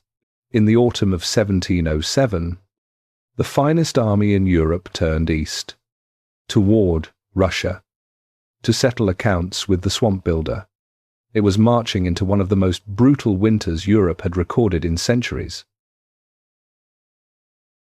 The winter of 1708 into 1709 froze the canals of Venice. It froze the wine in the cellars of Versailles, the seaports of the Baltic, and the rivers of France. And people across Europe wrote down the same impossible detail: birds falling out of the air, killed by cold in mid-flight.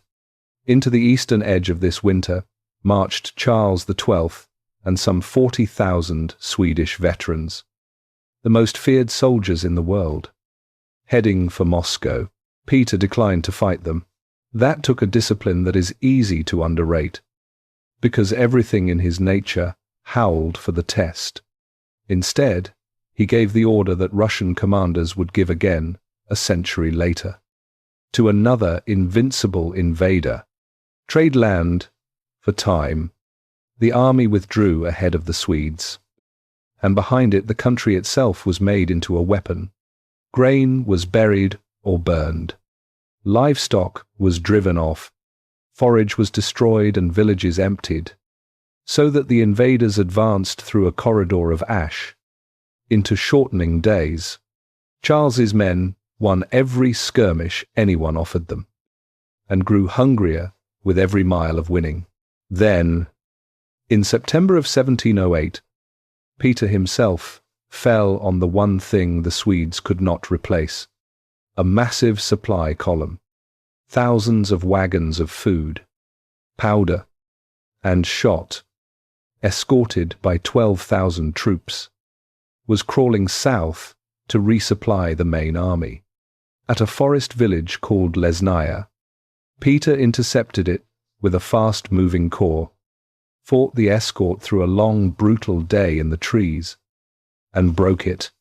Half the escort was lost, and every wagon, all of it, the entire material future of the invasion, was burned or captured. Peter would later call Lesnaya the mother of the victory that followed, noting with grim satisfaction that 9 months separated the two. Like a pregnancy carried to term, Charles needed a new plan and took the one on offer. Ivan Mazepa, the aging chief of the Ukrainian Cossacks, a Russian vassal of decades, secretly switched sides, promising the Swedes a country of supplies and tens of thousands of Cossack sabres. Peter's response arrived at the speed of cavalry. Menshikov descended on Mazepa's capital at Baturin before the Swedes could reach it, stormed it, burned its enormous stockpiles, and put the town to the sword. Like the hanging Streltsy, it was a public text, and it was read across Ukraine exactly as intended. Instead of a risen country, Mazepa brought Charles a few thousand riders, and his own doomed name. The winter did the rest. Swedish soldiers froze to death on the march, by the hundreds, then by the thousands. Sentries were found at dawn, standing dead at their posts. By spring, the 40,000 had melted to perhaps 25. Deep inside Ukraine, far from home, out of powder, and still, because their king was their religion, absolutely certain of victory. In May, Charles besieged the small fortress town of Poltava, mostly as bait to force a battle. In June, while inspecting his lines, he was shot through the foot. his first wound in 9 years of constant war. On the day of decision, the king, who had personally led every charge of his reign, had to be carried among his troops on a litter. His command split between subordinates who detested each other. Peter, for his part, had spent 9 years preparing for this single morning, and it showed in the ground itself. The Russian army, more than 40,000 strong with over 100 guns, sat in a fortified camp. Across the only approach, Peter had built something European warfare had not seen before: a line of earthwork redoubts, laid out like teeth, positioned so that any attacker had to walk through interlocking fire just to reach the real battle. Before dawn, on June 27th, 1709, the Swedish columns went forward in the dark, into the teeth. The redoubts chewed the assault out of formation. A third of the Swedish infantry got entangled, cut off, and destroyed before the main action even began. When the surviving battalions finally formed their famous line and charged the Russian mass, they were 8,000 exhausted men with 4 functioning cannon, advancing on more than twice their number. Supported by 100, the Swedish line actually dented the Russian front, because these were still the best foot soldiers alive.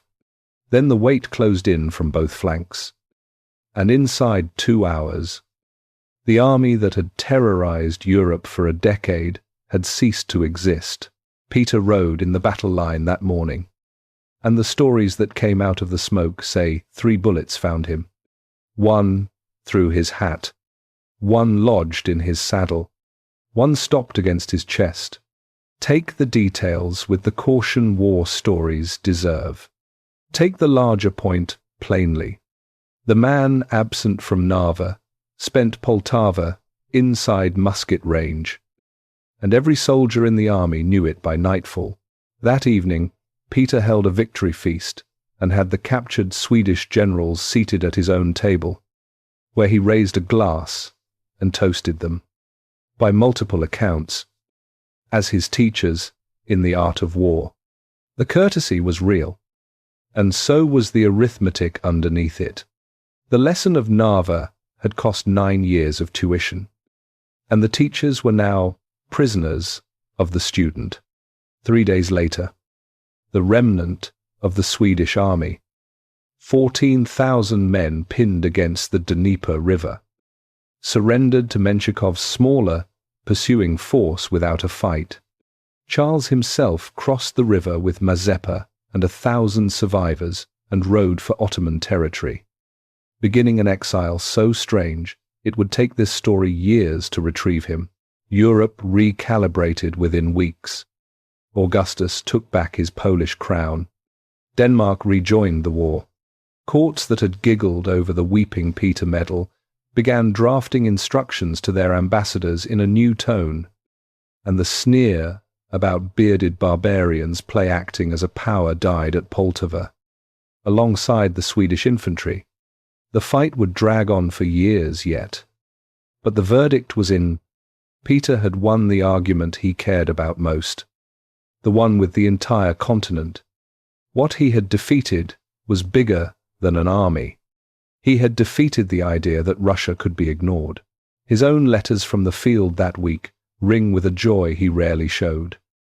And one line in them deserves attention, because it tells you where his mind flew at the moment of his greatest triumph. "Now," he wrote, "the final stone of the foundation of St. Petersburg has been laid, a battle 500 miles from the Neva." And his first thought was that his city was safe. His second thought, in the months that followed, is harder to document and easy to deduce, because it comes for every builder the moment the building stands. The state was secure. The state would now outlive him. And a thing that outlives you immediately asks the question Peter had been outrunning since the staircase: who comes next? The legal heir was 19 years old that summer. and had spent the war years failing at every task his father assigned him. But the son's chapter is still ahead. Peter entered Moscow that December in a Roman triumph, captured banners dragging through the snow, Swedish generals marching as exhibits. In the middle of the celebrations came word from the palace that made him postpone the festivities and order new ones. A daughter had been born to him that very day. The mother was not his wife. He no longer had a wife. The mother was a woman the official documents barely knew how to describe. And her road to that palace had started in a burning town 7 years earlier. At the absolute bottom of the world, Peter ruled. Her story is next. There is nothing else like it in the 18th century. In the summer of 1702, while Peter's new army was learning to win on the Baltic frontier, Russian troops stormed a small Livonian town called Marienburg. Among the column of prisoners herded out of the wreckage walked a servant girl of about 17. Named Marta, nobody recorded her birthday, because nobody recorded anything about people like her. She was a peasant orphan from the Baltic borderlands, raised on charity in the household of a Lutheran pastor, where she washed laundry and did the heavy work. Days before the town fell, she had been married off to a Swedish dragoon, who then marched away with the retreating garrison and out of her life forever. Now she was a spoil of war, and spoils of war moved in one direction in that world, upward through the chain of command, traded between men. She passed into the household of the elderly field marshal who had taken the town.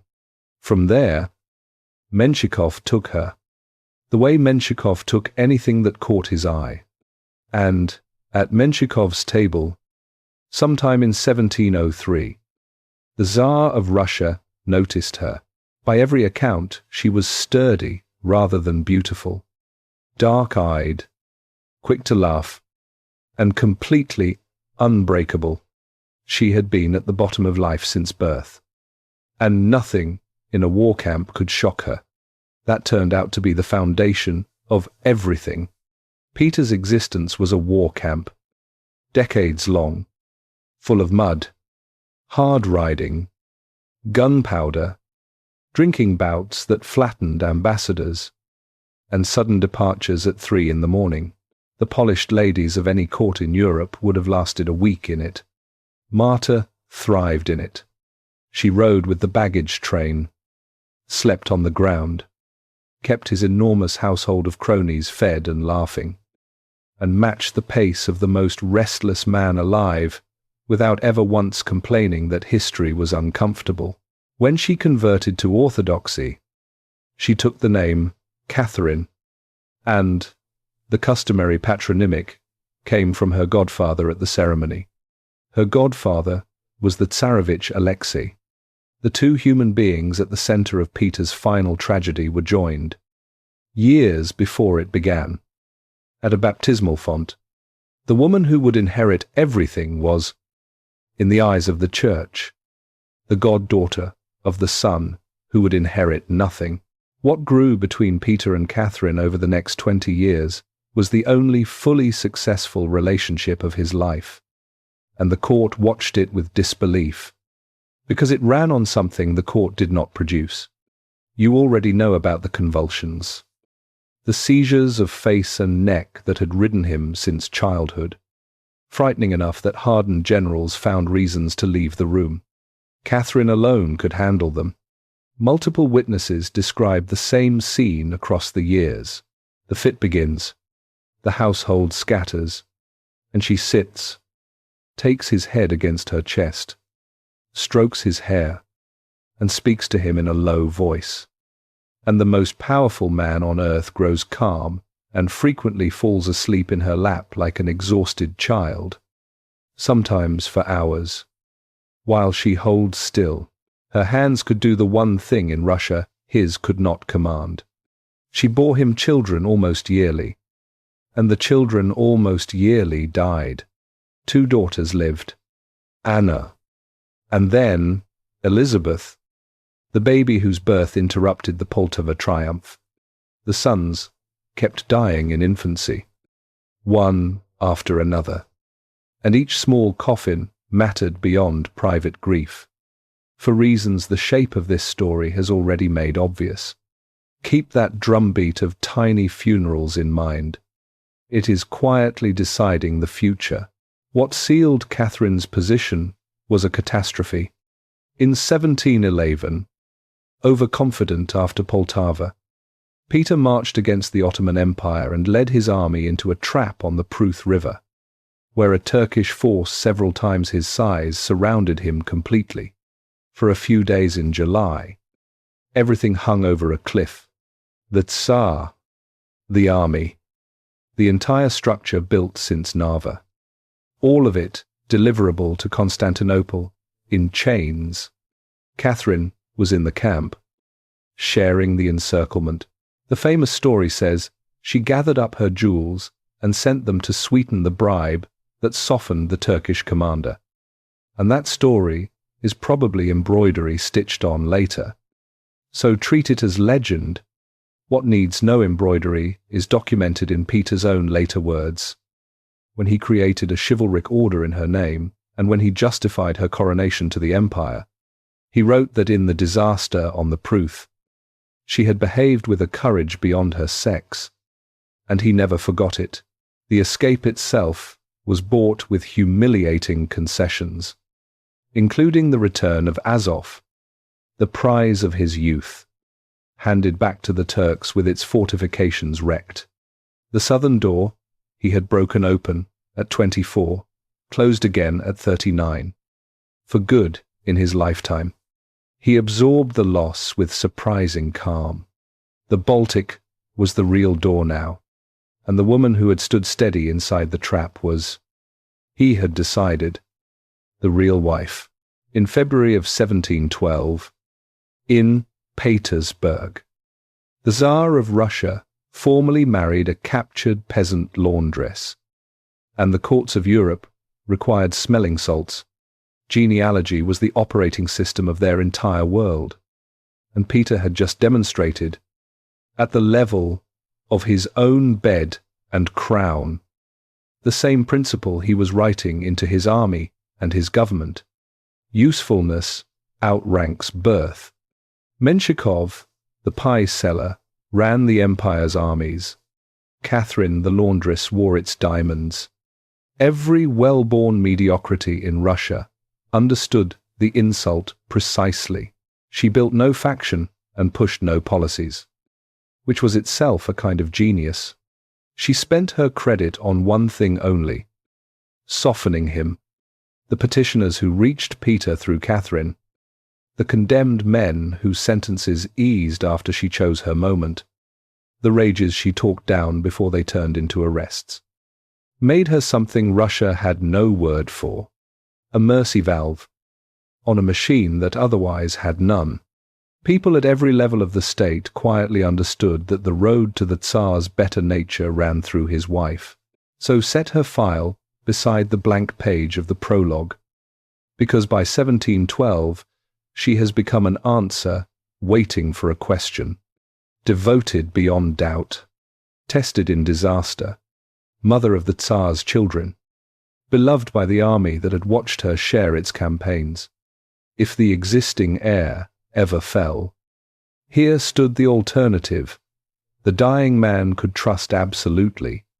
Hold that thought for a decade of story time, and while you hold it, notice one small administrative detail. As impress, Catherine maintained a household of pages and chamberlains, and into it, in the years ahead, would come a polished, handsome young officer bearing a family name. This story, planted long ago in the German quarter, Mons. Nothing about that name will matter for a long time. Then it will matter enormously. The wedding itself contained one more irony worth saving. The ceremony that turned a war prisoner into a tsaritsa required the blessing of the Russian Church, and the Russian Church performed it without a murmur of protest.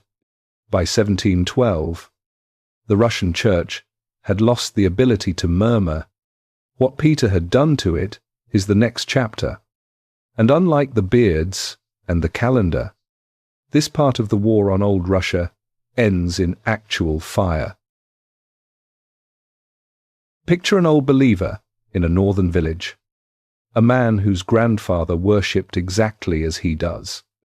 Hearing the news of his lifetime arrive item by item, the Tsar has ordered God's image scraped from men's faces, and sells permission to keep it. With a receipt, the Tsar has stolen 5,500 years from the calendar and moved the birthday of the world. The Tsar has melted the bells. The Tsar has taken a census, counting souls like coins. And Scripture has a great deal to say about rulers who number the people. The Tsar has married a captured servant, and the priests blessed it.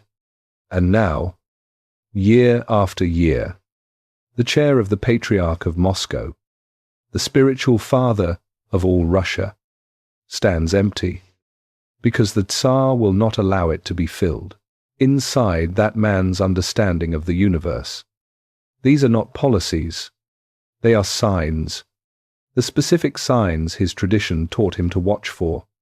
And across thousands of villages like his, people reached the obvious conclusion and began, carefully, behind closed doors, to call Peter by the name the Book of Revelation provides, now crossed to Peter's side of the ledger, because he had reasons, and they were not trivial.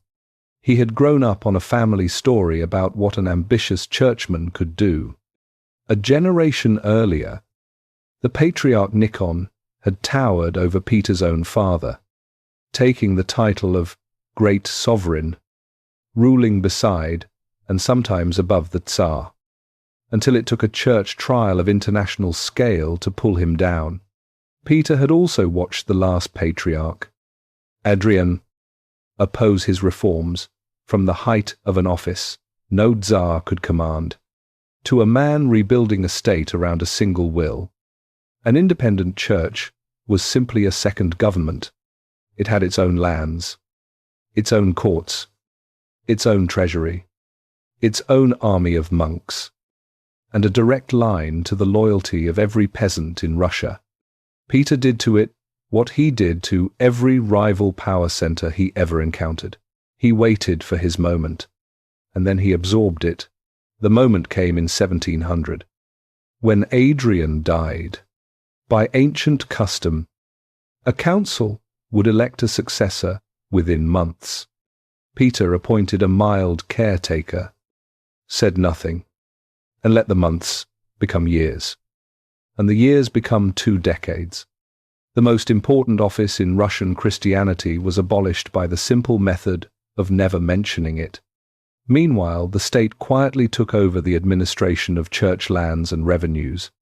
The monasteries, which Peter regarded with open contempt as warehouses of healthy men avoiding useful service, were squeezed by regulation after regulation. Their numbers were capped, their incomes were redirected. At one point, their monks were forbidden to keep pen and paper in their cells without permission. Sit with that decree for a moment. The institution that had carried Russian literacy for 7 centuries was ordered to stop writing.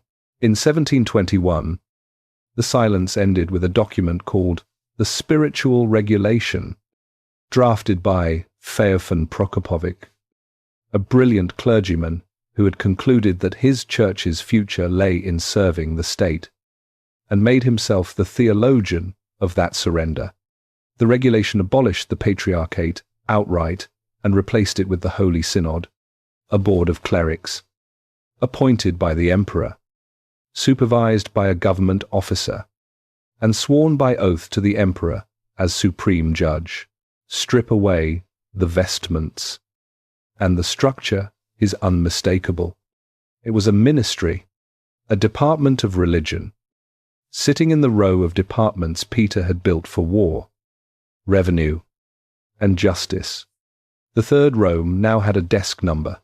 One regulation that followed reached past structure and into the human soul, and it deserves to be stated plainly. Priests were ordered by law to report to the authorities anything heard in confession that touched on treason or harm to the sovereign. The seal of confession, the absolute secrecy between a sinner and God that even tyrants had historically left alone, was broken by decree. The village priest, the one figure a desperate Russian could always speak to safely, became, by legal obligation, a listening post of the state. Peter saw administrative necessity in all of it, and said so. A church serving the nation, schooling the people, succoring the poor, freed from idle monks and political ambition. Set that view down fairly. Then set down beside it what the same facts looked like from inside the faith, especially to the millions already wounded by the great schism of the previous century. To them, the conclusion was simple and final. The state had seated itself where sacred authority used to stand, and was wearing its robes. There is one more piece, the strangest piece, and it belongs here. For some 30 years, Peter maintained a private mock institution called the All-Joking, All-Drunken Synod, a parody church of his cronies, with a prince pope at its head, obscene rituals, and blasphemous processions through the streets that turned the liturgy into drunken carnival. Some scholars read it as crude soldier humor on an imperial budget. Others see a decades-long training program, teaching the elite to laugh at what they once feared, so that absorbing the real church would meet no inner resistance. With Peter, the prank and the policy were usually the same animal. Either way, the believers, watching those processions pass their windows, drew their own conclusions about what now sat on the throne of the Third Rome, and some of them answered with the most terrible protest available to human beings. The old believers, the communities that had rejected even the milder reforms of Peter's father's time, had concluded that the end times were no longer approaching, but had arrived, rather than live, registered, taxed, shaved, and counted in the Antichrist's world. Whole communities of them, men, women, and children, barricaded themselves inside their wooden chapels and set the buildings alight. The mass self-burnings had begun before Peter and continued through his reign, and the totals across those decades, by some counts, run into the tens of thousands.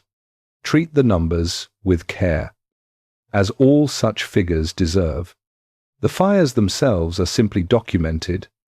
This was a tragedy of faith, chosen by people who believed, with complete sincerity, that the world outside the chapel door had been taken from God, far from Petersburg's pale facades, at the edge of the forest.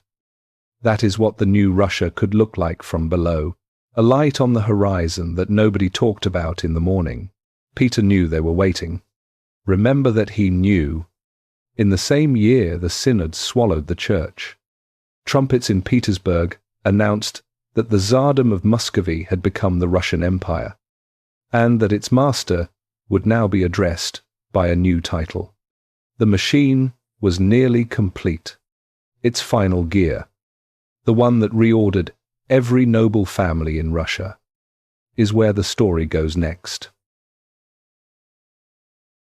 In September of 1721, a courier reached Petersburg with the document Peter had been chasing for half his life. Sweden had signed. The war that began with the catastrophe in the snow at Narva was over after 21 years, and the entire eastern coast of the Baltic, Livonia, Estonia, Ingria, the very land Petersburg stood on, passed to Russia forever. Peter, characteristically, insisted on paying Sweden 2 million silver coins for provinces he already occupied, because a purchase is a legal fact, and legal facts outlive armies. Taking things was never enough for him. He took them, and then he made the paperwork unbreakable. The celebrations consumed Petersburg for weeks. Masqueraders, fireworks, fountains of wine, and the master of it all, dancing on tables at 49 like the teenager of the German quarter. In the middle of it, the Senate and the Synod formally petitioned Peter to accept 3 new titles: Father of the Fatherland, Peter the Great, and Emperor of all Russia. The third one was the earthquake. Tsar was an inward-looking word, descended from Caesar by way of Byzantium, soaked in icons, and Moscow. Emperor was the vocabulary of Rome and of modern European power. By taking it, Peter formally announced that old Muscovy was dissolved into something new, the Russian Empire, a state that intended to be addressed as an equal by every court on the continent. Several of those courts, with sniffy precision, declined to use the new title for decades. They could afford the snobbery. They could no longer afford anything else. Because the verdict of Poltava was arithmetic now, written into every map of the Baltic. 4 months later, in January of 1722, Peter published a very different kind of document, and this one rearranged Russia more deeply than the war had. It looked harmless. It looked, honestly, boring. It was a chart, the table of ranks, laid out 14 numbered grades, from rank 14 at the bottom to rank 1 at the top, running in 3 parallel ladders, 1 military, 1 civil, 1 for the court. Every officer, every official, every chamberlain in the empire now occupied a numbered rung, and the chart came with rules that detonated a 500-year-old social order. Service became the only source of status. A man held precedence by his rank, and rank came from the state alone. Climb high enough, and the chart conferred hereditary nobility on you and your descendants. Whoever your father had been, the blacksmith Demidov had already shown the whole country what that road looked like. Now the road was printed law. Read it from below, and it gleams like an American story. The pie seller becomes a prince. The blacksmith becomes a magnate. The peasant recruit who survives long enough to win a commission becomes, automatically, legally, a nobleman. The movement upward was real, codified, and revolutionary for its century. And Russians of talent and no name climbed that chart for the next 200 years.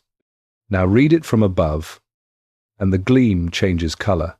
The ancient aristocracy of Russia, families who had outranked everyone by blood since before the Romanovs existed, woke up to discover that their blood now counted for precisely nothing. A prince of the oldest line started his career, by law, as a private soldier or a junior clerk at rank 14, taking orders from whichever talented nobody had climbed faster. Their sons were inventoried, schooled by decree, and shipped into service. And service was for life. An earlier law had already sharpened the trap. The famous decree that a young nobleman who failed to master basic mathematics was forbidden to marry. No geometry, no wedding, no heirs. Even the bloodline itself was held hostage to the curriculum. And here is the twist that matters most, especially for anyone tempted to read the table of ranks as a constitution in disguise. Climbing the chart freed nobody. Every rung was a service obligation. Every rank was a uniform. Every promotion was a deeper enlistment in the state. A man rose from commanded to commanding, never from bound to free, because free was a category the chart did not contain, even dinner seating, even forms of address, even the rank of a man's wife were fixed by his number. Peter created movement, but not liberty. He left the old hierarchy standing, drained the blood out of it, and refilled it with obedience. He militarized it, top to bottom, and called the result a nobility. The system's living mascot was, of course, Menshikov, His Serene Highness now, Prince, Field Marshal, Governor of Petersburg, the second man in the empire, and walking proof that the ladder was real. He was also the system's living diagnosis. Because Menshikov stole, he stole continuously, gigantically, with both hands, from army contracts, from crown lands, from anything not nailed down. The investigations into him ran for years and always ended the same way, with colossal fines, a thrashing from Peter's own cane, tears, embraces, and restoration to favor. Peter is reported to have sighed that Menshikov had been conceived in sin, born in iniquity, and would die a rogue. Then he went on trusting him with armies. The forgiveness was rational, in its way, in a state where every rank, fortune, and breath of status flowed downward from one man's favor. The favorite had no independent ground to stand on, and therefore could never be a threat. Only a thief. Peter built a machine in which loyalty was structural and honesty was optional, and he got exactly the servants that machine was designed to produce. By the end of 1722, the architecture stood complete, a church run as a government department, an aristocracy converted into an officer corps, a senate to coordinate, colleges to administer, an army of 200,000 regulars, a navy built from nothing, an empire recognized by treaty, and a chart on which every man of consequence in Russia could locate his exact numerical worth. Every man of consequence. The chart had 14 rungs. Below the 14th, there was no rung at all, just a drop. At the bottom of the drop lived more than 9 out of every 10 Russians. The machine ranked its operators meticulously. The people it ran on, it did not rank. It counted them. What that counting felt like, from underneath, is the next chapter. It begins with a funeral for a living man. On a morning, in any year of this reign, in any of 100,000 villages, the same scene repeated itself with the regularity of weather. The recruiting levy has reached the district. The village owes the state 1 soldier, and the households gather to decide, or to hear the landlord's steward decide, which family pays. A name is spoken. A young man, perhaps 20, stands in the lane while his mother begins. Right there, the high, wailing lament that Russian women sang over coffins, because that is what this is. Military service is for life. The figures of the era said it plainly.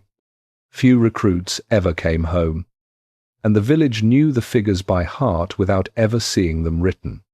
So they held him a funeral with the body still warm and walking. Neighbors keened for him, as for the dead. His family divided his belongings, and in many districts, the state then marked its new property where everyone could see it. A cross, tattooed in gunpowder on the recruit's left hand, so that if he fled, any official in Russia could read his hand and send him back. Hold that hand a moment. Beside all the other hands this story has collected, the boy gripping his mother's hand on the staircase, the shipwright's calluses, the hands that carried a city's foundations in shirt hems, now a hand with a cross burned into it, meaning this man belongs to the machine. The empire had a single alphabet, and it wrote on everything, including skin. The army took the sons. The new taxation took everything else.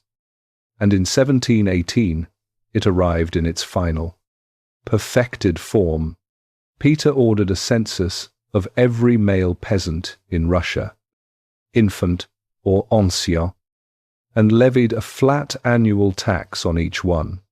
The unit of taxation, in the official language of the state, was the soul. A newborn boy was a taxable soul before he could focus his eyes.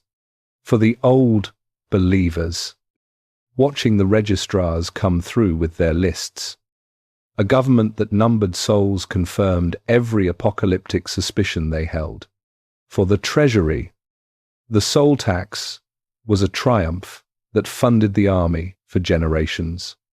For the village, it meant the state now possessed a name-by-name inventory of its people. An inventory exists in order to be used. It was used to pin each taxable soul in place. An internal passport system followed. A peasant who wished to travel beyond his home district now needed a written pass, and without it he was legally a fugitive, subject to arrest by any authority anywhere. A Russian peasant, in other words, needed government permission to walk out of his own valley. Versions of that passport regime outlived Peter, outlived his dynasty, and kept reappearing in Russian life long after both were gone. Of everything he built, it proved among the most durable. That is its own kind of epitaph. The labor obligations you have already seen. At Voronezh, at Taganrog, on the Neva, never stopped. They only rotated. After Petersburg came the Ladoga Canal, a 40-mile dig through Moor Marsh, with its own uncounted graves. And as the Ural foundries multiplied, a new decree crossed a line even old Muscovy had not crossed. Factory owners were permitted to purchase entire villages of serfs as industrial equipment. Human beings, bought and sold, attached to a blast furnace. The bondage of the Russian peasant was centuries old. Peter systematized it, inventoried it, and extended it into the industrial age. His soul tax even erased the old legal distinctions that had separated a serf from an outright slave, merging them into one taxable mass. At the top of Russia, the chart of ranks opened doors. At the bottom, every door that still existed was being bricked shut. People answered the only ways powerless people can. They ran, in numbers that read like a migration, hundreds of thousands, over the Rhine, fleeing south to the Cossack rivers, east past the Urals, west across the Polish border. The state hunted them with decrees, deadlines, and dragoons, because every fugitive soul was a hole in the tax rolls and a missing future recruit. And twice, the running turned and became fighting. In Astrakhan, in 1705, a garrison town on the lower Volga rose in fury at the beard and dress enforcement, inflamed by a wild rumor that Russian brides were about to be assigned to foreigners. The panic was so real that the town married off hundreds of its daughters in a single frantic day before the revolt exploded. It took a field marshal pulled from the Swedish war to crush it. 3 years later, the Don itself rose, when a Cossack leader named Bulevin met the squadrons hunting fugitives and wiped one out, igniting rebellion across the whole river. It was drowned with exemplary thoroughness. Rebel settlements burned, the Don's ancient autonomy broken. The message about sheltering runaways was delivered in the usual script. Honesty requires recording what the bottom of Russia got in return. Because the answer is more than nothing. The recruit's tattooed hand could, against long odds, end up holding an officer's commission and hereditary nobility. And a few did exactly that. The factories fed some who would have starved. The state that taxed the village also, eventually, defended it. And no Tatar slave raid would ever again empty a Russian province the way raids had emptied them for centuries. These things were real, and a fair ledger lists them. Then the ledger runs out, and the larger truth stands there anyway.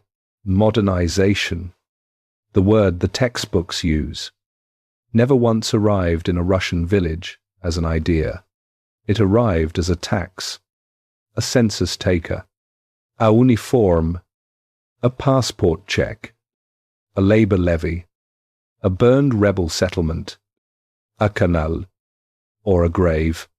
The people it arrived for were given no vote on it, no explanation of it, and no share in its glories beyond the right to be defended by the army their sons disappeared into. Petersburg's pale facades and the soul tax were the same policy.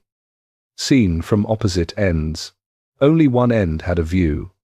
Out of all this, down among the silenced, something was quietly choosing a champion. The old faith prayed for him. The broken nobility toasted him behind shutters. The village mourned its sons and muttered his name as a promise. Every grief in this chapter was pooling, drop by drop, around one man who had asked for none of it and had no idea what to do with it. He was the heir to the entire machine. And he wanted, more than anything on earth, for the machine to leave him alone. His father was about to make that impossible. Sometime around 1712, in a room in the Tsarevich's household, the heir to the Russian Empire pointed a pistol at his own right hand and pulled the trigger. The ball missed. The powder flash burned him badly enough to need bandaging, and the wound required a cover story, and the story held for years, because the truth was unspeakable. His father had summoned him to an examination, to stand before him and demonstrate his progress in technical drawing, fortification sketches, the geometry of the new Russia. Alexei knew the work was poor. He knew what his father's face did when work was poor, and the heir of Peter the Great decided that mutilating his own drawing hand frightened him less than that face did. We know the whole episode because Alexei himself confessed it, years later, to interrogators, as a small item in a much larger catastrophe. Stop on that image, because the entire tragedy is already inside it. A hand, again, this time a son's hand, and a fear of one's father, so total that gunpowder seemed like the gentler option. He had not been born frightened. Go back through the layers this story has already laid down, and watch how he was assembled.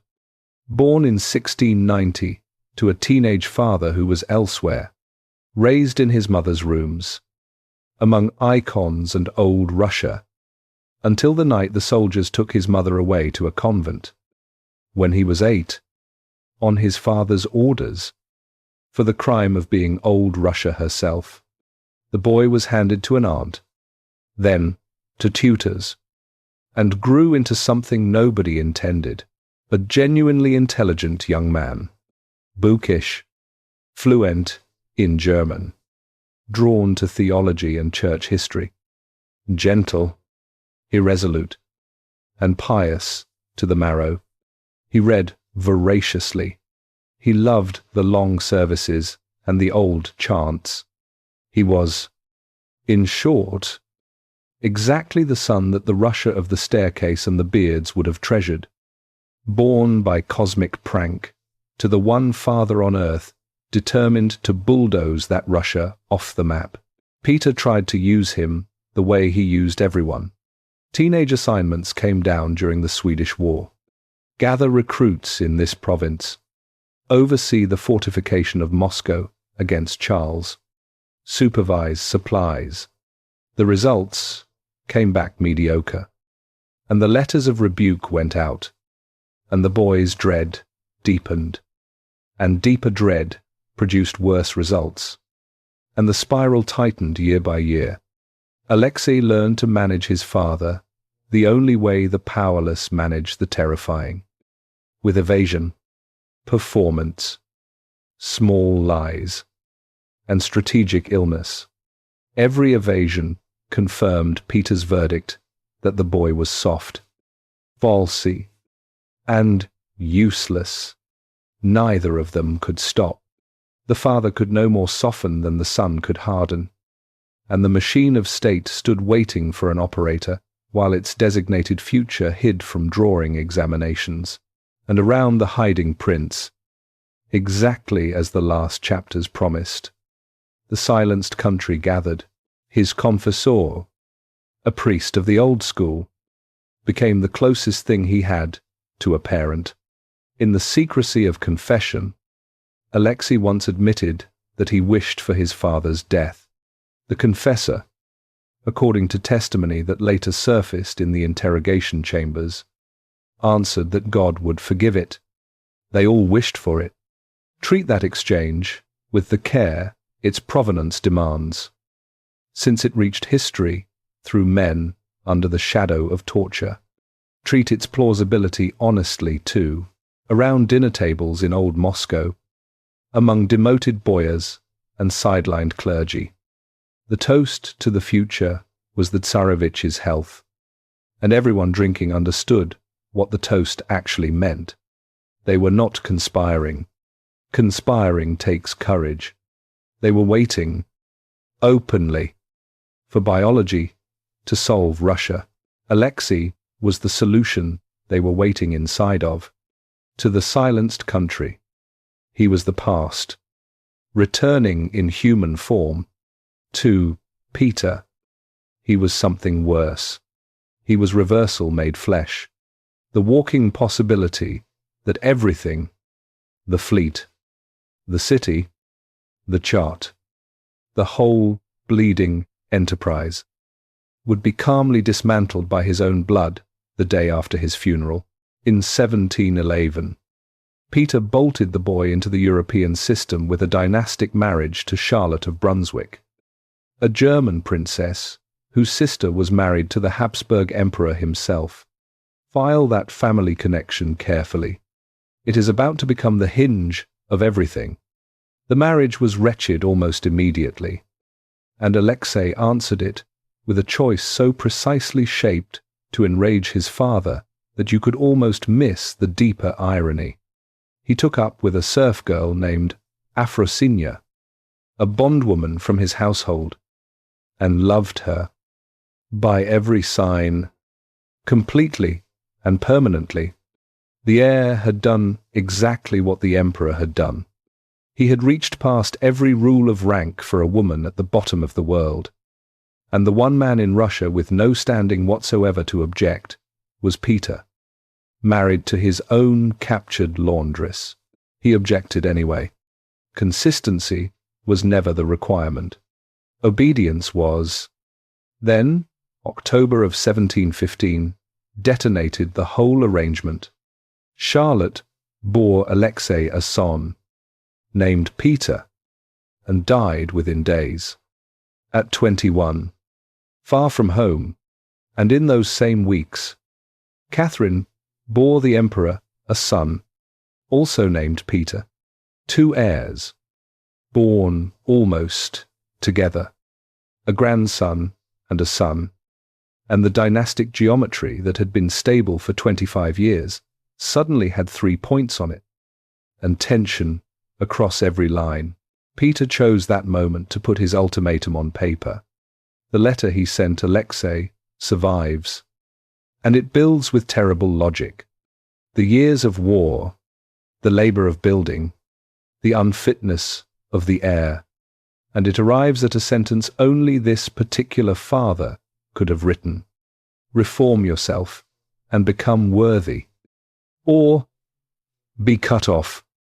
And he reached for the language of his beloved surgery to say it, promising to sever his son the way one cuts away a diseased limb. The man had performed amputations with his own hands.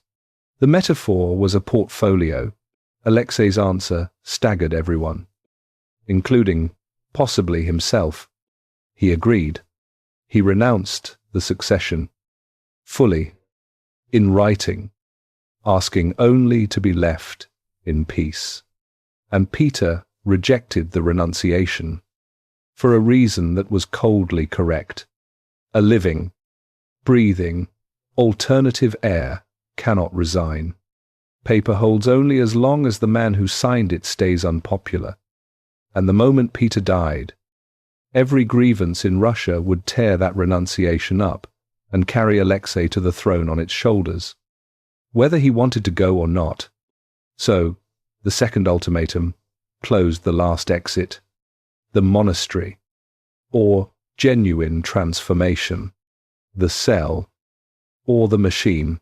A friend of Alexei's supplied the sentence that history kept, advising him to choose the monastery for now, since, after all, the monk's cowl is not nailed to a man's head.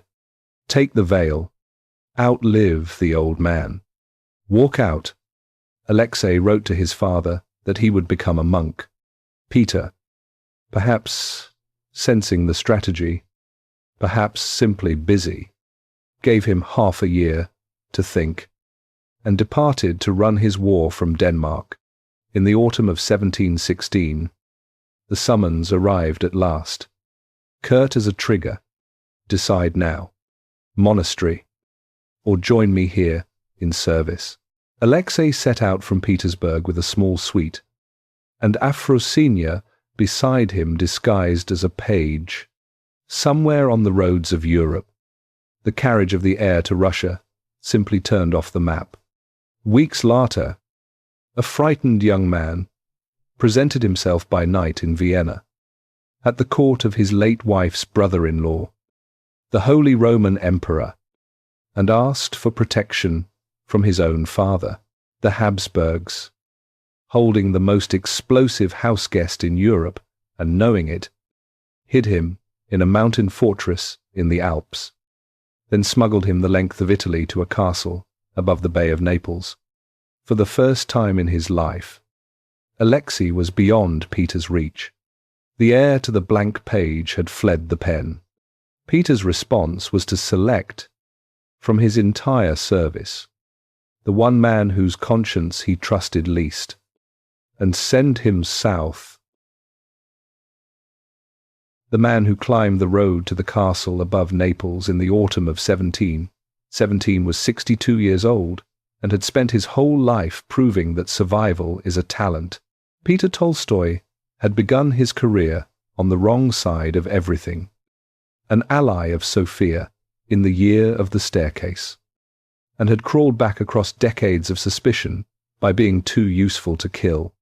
He had served as ambassador in Constantinople, where he was twice locked in the fortress of the Seven Towers, and where he had allegedly disposed of an inconvenient subordinate without leaving a ripple. Peter is said to have joked that Tolstoy's head should be cut off before it cheated everyone one last time, and to have kept him close precisely because of it. For the retrieval of a runaway son, the emperor wanted his most intelligent man with his least encumbered soul. In Tolstoy, the two came in a single body. What Tolstoy did in Naples, over several weeks, was a masterpiece of its kind, and it deserves to be watched closely, because nothing in it involved force. He carried a letter from Peter swearing before God and the court that if Alexei returned voluntarily, all would be forgiven. Around that promise, he built an architecture of fear, hints that the emperor regarded the matter as grounds for war, Hints that Russian agents stood ready regardless of asylum. Hints that the Habsburgs, whatever they said, would never actually fight Russia over an awkward guest, and the Viceroy of Naples, whose people Tolstoy had quietly paid, confirmed every hint on schedule. Then came the final instrument. Alexei was told he would be separated from Afrosinya, who was now pregnant, and Afrosinya herself, worked on by Tolstoy's whole apparatus, urged him to accept his father's mercy and go home. Alexei set his conditions. Pitiable in their smallness, he asked to be allowed to marry her, and to live quietly on his estates. Out of history, Tolstoy promised everything instantly, the way men promise, when words have stopped being commitments and become tools. In the winter, the heir crossed Europe back into his father's hands. On the 3rd of February, 1718, in the Kremlin, before the assembled magnates and clergy, Alexei knelt at Peter's feet, renounced the succession, swore allegiance to his half-brother, the toddler Peter Petrovich, and received his pardon. The pardon came with one condition, spoken plainly, full disclosure of everyone who had known, advised, encouraged, or sympathized. The forgiveness covered the flight. It did not cover silence about others. Inside that condition, as inside a hollow gift, the whole machinery was waiting. The investigation that followed ran exactly as the Streltsy autumn had run 20 years before, and in some of the same buildings, Alexei named names, hoping each list would be the last. Each list generated arrests. The arrests generated interrogations. The interrogations generated new names. His friend, Kikin, author of the line about the cowl not being nailed on, was broken on the wheel. Servant, officers, and clergy went to the block, to Siberia, to the galleys. The hunt reached even into the convent at Suzdal, where investigators discovered that the discarded Evdokia had long since put off her nun's habit, and had, years before, taken a lover, a garrison officer named Glebov, for the crime of having loved the emperor's abandoned wife. Glebov died on a stake. Evdokia was flogged and transferred to a harsher convent at the edge of the White Sea. A bishop who had prophesied her return to the throne was executed beside the rest. None of these people had lifted a finger against the state. The state had redefined the offense, and the offense was hope. Then, in the spring, Afrosinya arrived back in Russia, was delivered of her child, of whom the records say nothing further, and was questioned. She was, by all appearances, never tortured. Her testimony pulled the floor out of the world. She told the interrogators what Alexei said in private. Across Europe, when he believed himself safe, that he rejoiced at rumors of mutiny in the army, that he hoped for his father's death, that when his time came, he would abandon the fleet, let the wars go, leave Petersburg to rot, and give Moscow back its crown. Why, she testified, whether from terror, inducement, simplicity, or some private reckoning of her own, is beyond recovery. Her afterlife offers no verdict, since she was released, compensated, and lived out her days in Petersburg, eventually marrying an officer. What her words accomplished is not in doubt. They converted a frightened man's table talk into the contents of a treason file. They handed Peter the thing the pardon had specifically excluded, proof that the disclosure had been incomplete. In June, Peter convened a court of more than 120 of the highest men in Russia and put before them a question without precedent: the life of the heir. The evidence by then included words extracted directly. For in the fortress of Peter and Paul, on the 19th of June, the former Tsarevich was formally interrogated under the knout, his father present at the questioning by the official record. On the 24th, the interrogation resumed. A knout was a weapon, and a session under it was measured against what a strong man could survive. 40 strokes across 6 days pressed hard against that limit, and Alexei had never been a strong man. On the 24th, the court returned death for imagining the sovereign's end and gathering hope around himself, a sentence resting less on anything Alexei had done than on what he had wished.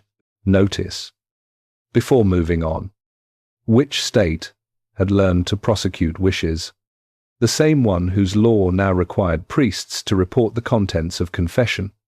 The machine had been taught to read souls, and it had read his. The sentence was never carried out, because on the 26th of June, 1718, Alexei died in his cell. The official announcement said apoplexy, brought on by grief at the verdict, followed by a reconciliation with his weeping father. Europe traded darker accounts at once, and one detailed narrative of a smothering, which surfaced generations later, is judged a fabrication by most scholars who have handled it. The sober consensus is bleaker than any assassin story. The knout killed him. The court's sentence was simply still in the queue when the interrogation's sentence arrived first.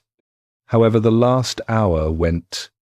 The responsibility travels to a single desk, and the desk belonged to the man who had once written to this same son about cutting away a diseased limb. The surgical metaphor had been a promise. In June of 1718, the operation was performed, and the surgeon's hands, by the official record itself, were in the room. The next morning was the anniversary of Poltava, and the emperor attended the Thanksgiving service and the celebrations, as every year. 3 days later, on his name day, he attended the launch of a new warship, with festivities. Some historians read iron self-command in that calendar. Others read something missing in the man that ordinary language struggles to name. The calendar itself offers no opinion. It records that Alexei was buried in the fortress where he died, beneath the cathedral his father built, with the emperor and empress in attendance, and that no mourning was decreed. In 1690, a name was born for a blank sheet of paper.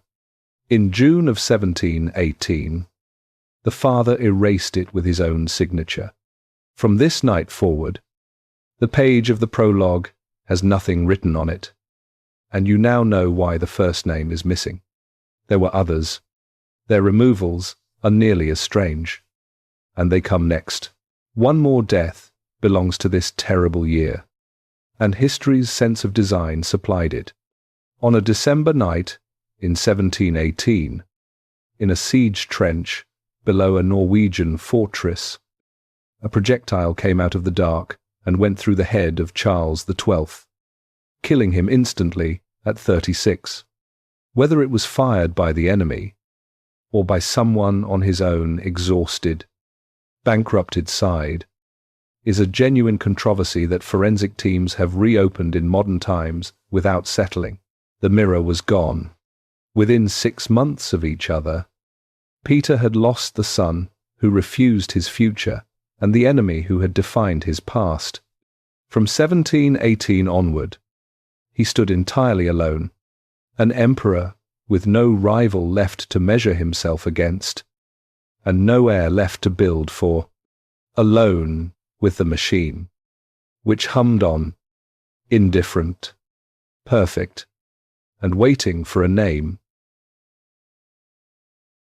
In April of 1719, 10 months after Alexei's death, the little boy, on whom everything now rested, Peter Petrovich, the emperor's son by Catherine, the heir the entire empire had sworn allegiance to in the Kremlin, died of childhood illness at the age of 3. Peter shut himself in his rooms and stayed there for 3 days. He refused food, refused business, refused everyone, and the people standing outside the door understood that something beyond a father's grief was locked in that room with him.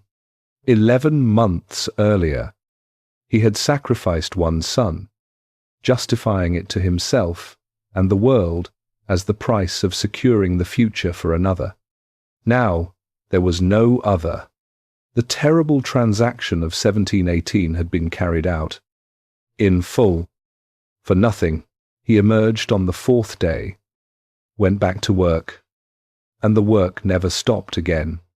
Even in 1722, past 50, and visibly ailing, he hauled an army down the Caspian coast against Persia and added one more short line to the map, because motion was the only condition he had ever tolerated. Stopping now would have left him alone with the arithmetic. The arithmetic was simple, and everyone in the empire could do it. One male Romanov remained besides the emperor himself, the grandson, Alexei's son, a child being raised in the shadow of his father's grave. The line of succession had become a wound, and in 1722 Peter dealt with it, the only way he knew, with a law. The decree on the succession announced that henceforth the reigning sovereign would name an heir at will. Any heir, of any blood or none, and could revoke the choice at will. The Church's best pen produced a learned treatise proving the justice of the monarch's will, and the entire country swore an oath to a successor who did not yet have a name. There is the loaded pen of the Prologue, lying on the desk at last, in plain view. Peter had granted himself total legal control over the future. All that remained was to use it. He moved, in May of 1724, to do something close to using it. In the Assumption Cathedral in Moscow, where every Tsar in Russian memory had been crowned, Peter the Great crowned his wife.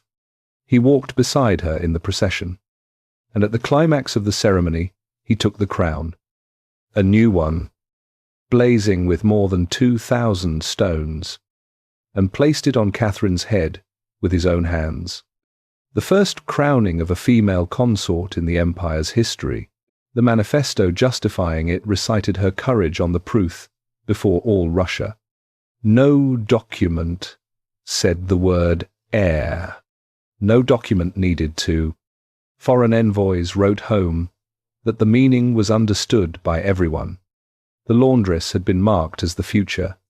After 20 years of campaigns, 11 births, and 1,000 soothed rages, who in Russia stood closer to that pen.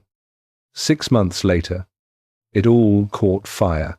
In November of 1724, officers arrested William Mons, gentleman of the Empress's household, manager of her estates, one of the most polished and connected young men at court, and the brother.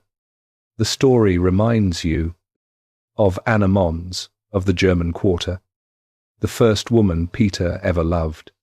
Anna herself had fallen from favor decades earlier, caught in an intrigue of her own, and had died quietly 10 years before this winter.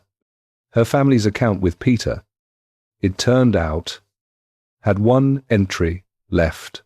The charge against William was corruption, taking bribes to broker the Empress's favor, and the charge was certainly true, since influence peddling was the air the court breathed. The speed was the message. Investigation and trial and beheading took about a week. a velocity reserved in this reign for wounds of an entirely different kind. And the capital drew the conclusion that capitals always draw. Officially, Mons died for corruption. In the palace, few believed the case was only about money, and whispers tied the handsome chamberlain to the empress herself in ways no one dared put in writing. State the evidence honestly, because it matters here more than anywhere. No proof of an affair exists. Then, or now, what exists is Peter's behavior, witnessed and recorded, the volcanic rages of those weeks, furniture smashed, a window shattered, and the persistent old story, impossible to verify and impossible to kill, that he had the head preserved in a jar of spirits and placed where Catherine would see it. The anecdotes may be embroidered. The rupture was not, observers wrote, that the emperor and empress barely spoke through the early winter, and that Catherine carried herself through every public hour of it with a steadiness that was either innocence or the finest nerve in Russia, or both. Now look at what the Mons affair did to the pen and the page, because this is the quiet catastrophe inside the loud one. The coronation had built one bridge to the future. The one name Peter could write without fear was the person he trusted absolutely, and absolute trust was the entire qualification. Since the law he had written made the heir's identity a pure act of faith, whatever happened or did not happen with Mons, the faith was cracked. At exactly the moment the man doing the trusting began, unmistakably. Today, he had been ill for years, and the illness now closed in, an obstruction and infection of the urinary tract that the medicine of his century could probe and torment, and could never cure. The pain through that autumn came in tides.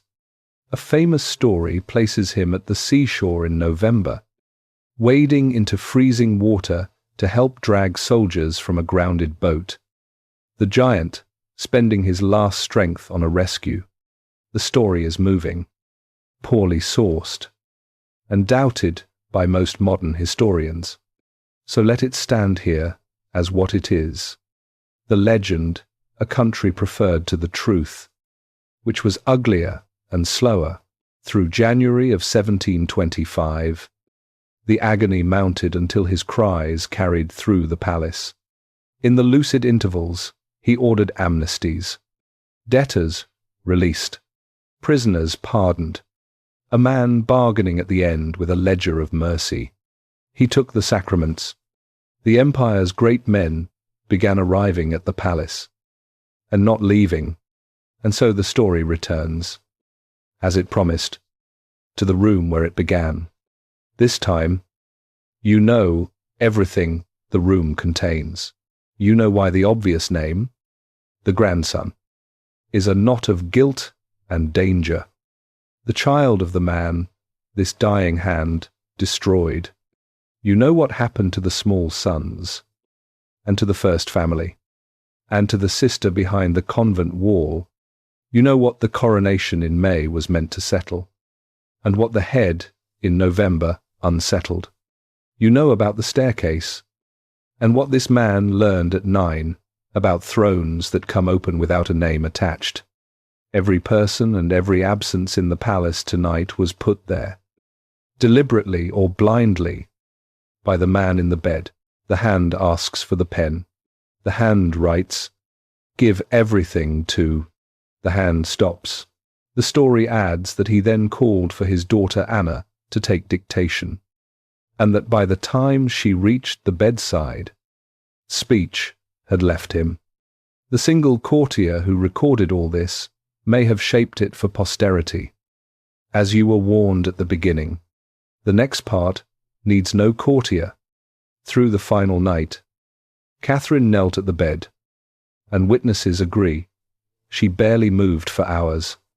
In the 6th hour of the morning of January 28th, 1725, Peter the Great died in the arms of the Laundress, leaving behind an empire of 14 ranks, a navy, a chart, a synod, a city on human bones, the largest army in Europe, and a sheet of paper with 4 words on it: the hand that had built ships, cut beards, swung the axe, and signed away its own son, had failed, at the very last, to perform the smallest physical act of the entire reign. One name, in ink. The rest of this story is about why that was never really a failure of the hand at all, and about who finished the sentence instead. Treat it one last time. As the investigation, the prologue promised, lay the files on the table where the paper lies. 5 names existed that morning. Take them in order, and watch each one refuse the pen. Alexei, the name the page was born for, erased in a fortress cell in 1718 by its owner's father, who then had to live for 7 years. Inside the consequences of the erasure, every remaining file on this table is downstream of that one. Peter Petrovich, the replacement, the justification, the boy for whom the first son was sacrificed, removed by death at 3. In 1719, beyond anyone's power, as if the story insisted on reminding its main character that one force in Russia had never once obeyed him, the grandson, Peter Alexeyevich, 9 years old, the only male Romanov left, and the one name the dying man could not write without unwriting himself.